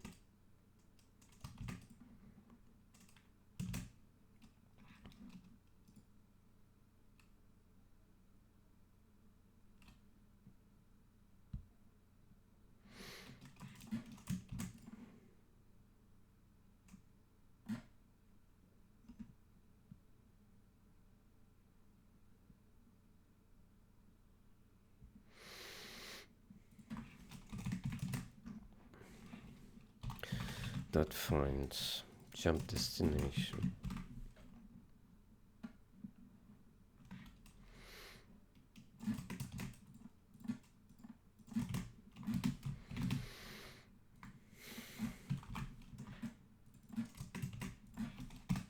if it is end,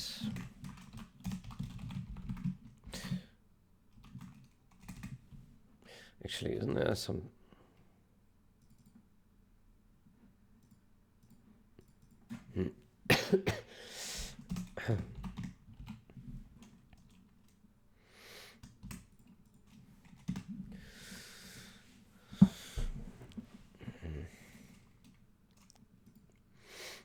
then we do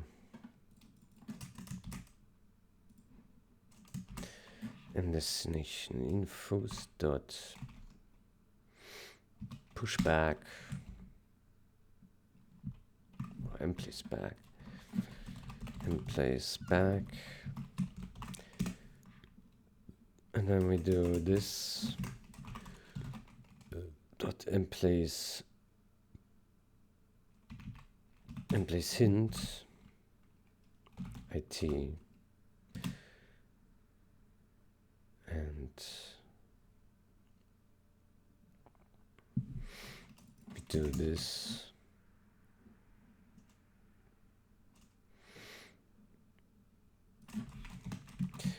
index t, index dot size, index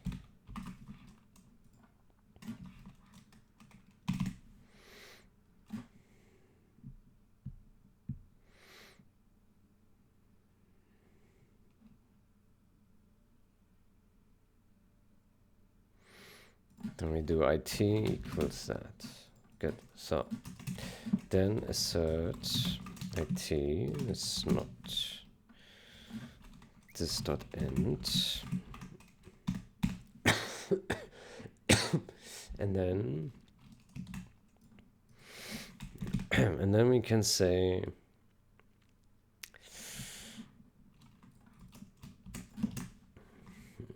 this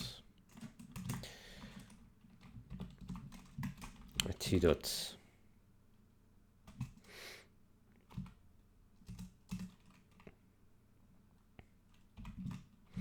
second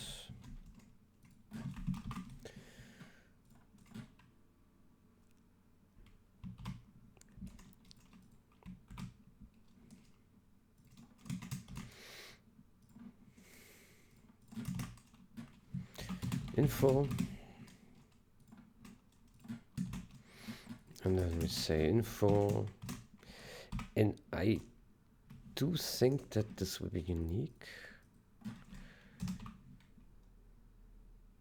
Jump destinations, that will be, why is this plural? It should be single. Jump destination equals that. Info dot origins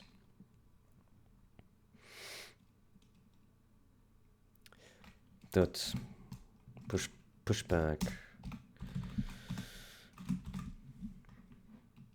jump origin. There we go. Yeah, I don't think there will be duplicates the way we call it. Yeah, I think it will be fine. Okay, so I think this works. Okay, so this is how we edit. Also, we need a getter function. We need a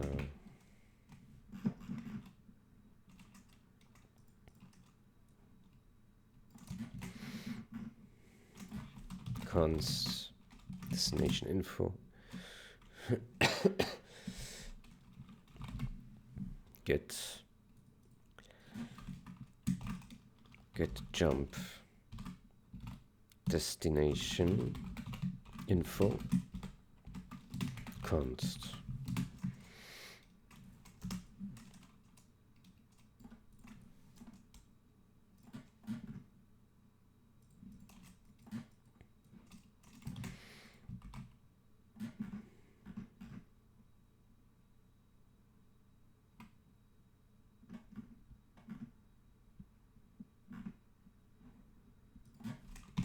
Let's add it here.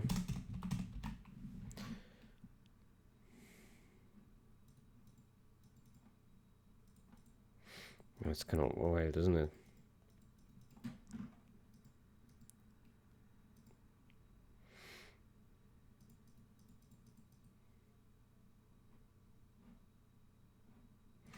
Maybe it should be replaced.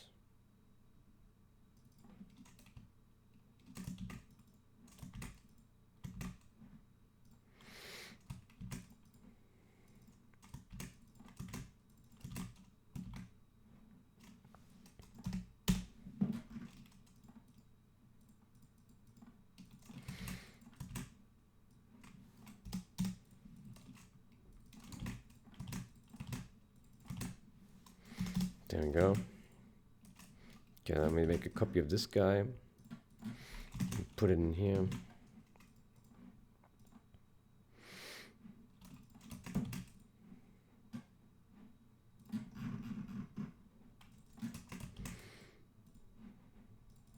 Put this here.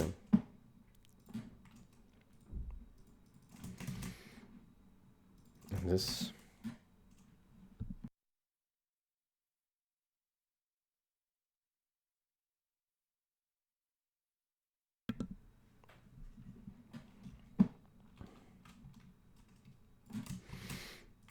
And this. Address. There we go.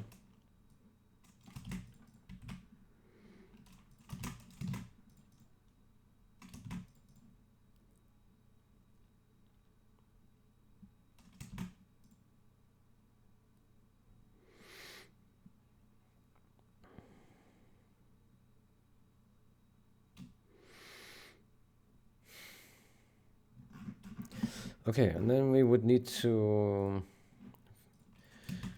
fill those jump destinations. We would go to here.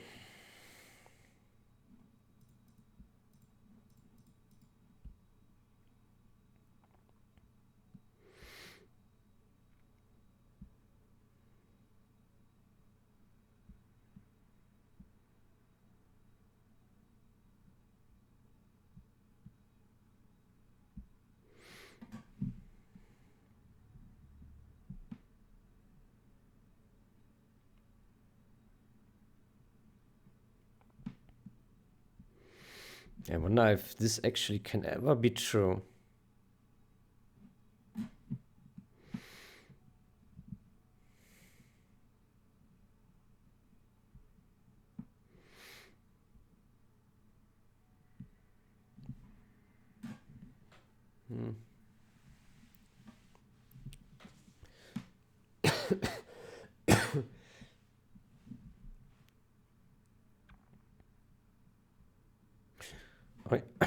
Oh yeah, I can.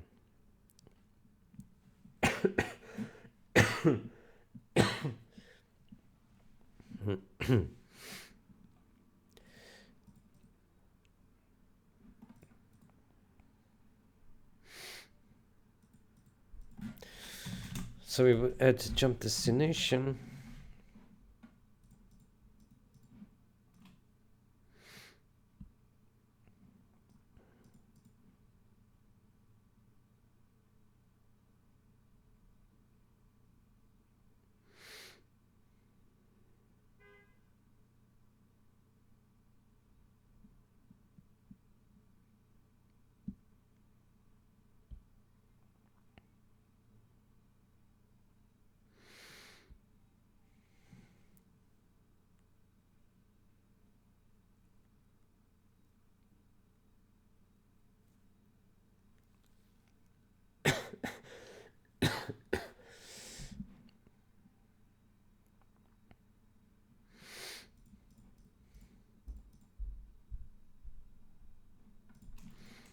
So absolute address, jump destination. This is the destination, and the origin is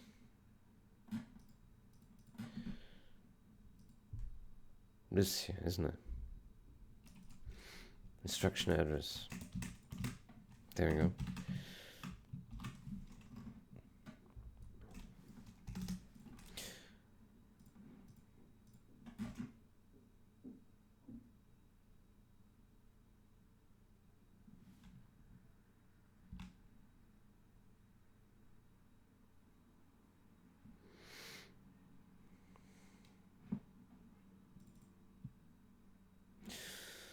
Oof, what happens now?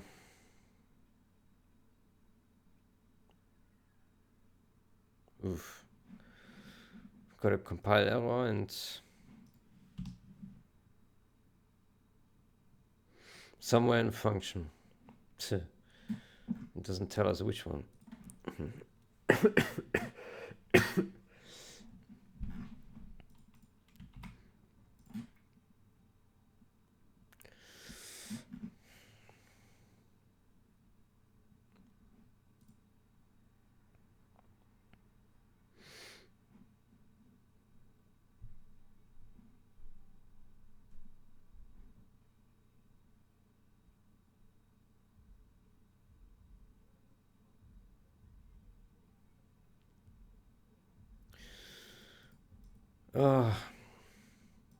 What is this doing? It must be somewhere here. Let's see.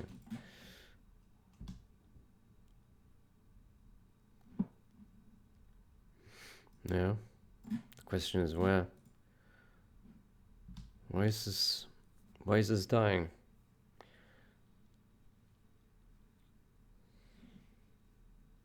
Is this one here?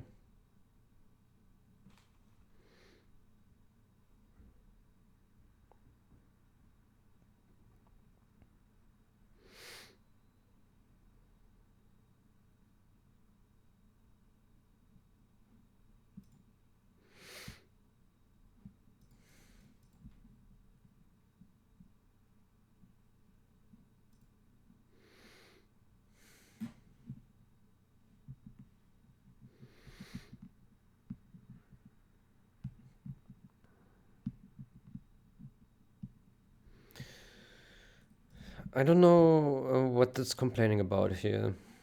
There's no...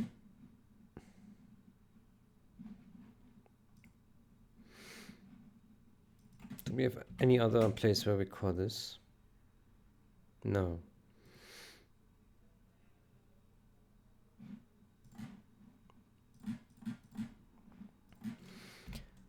Emplace hint.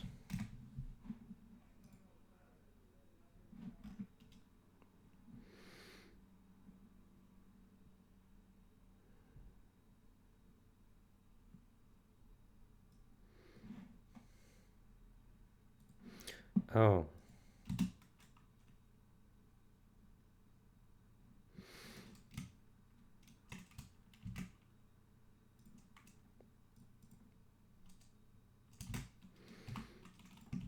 I think it has to be called like so. There we go. Okay.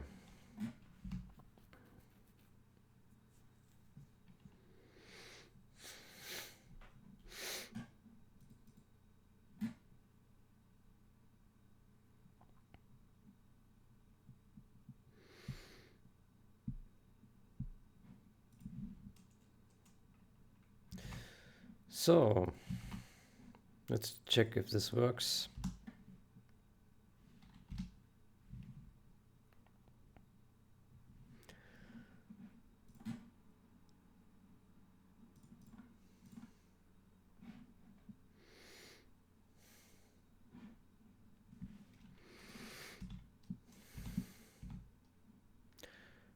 So, index 0 and place back.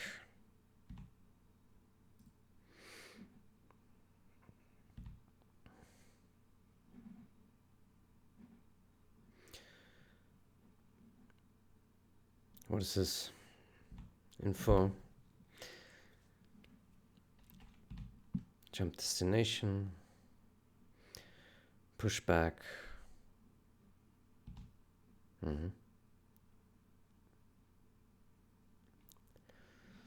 Yeah.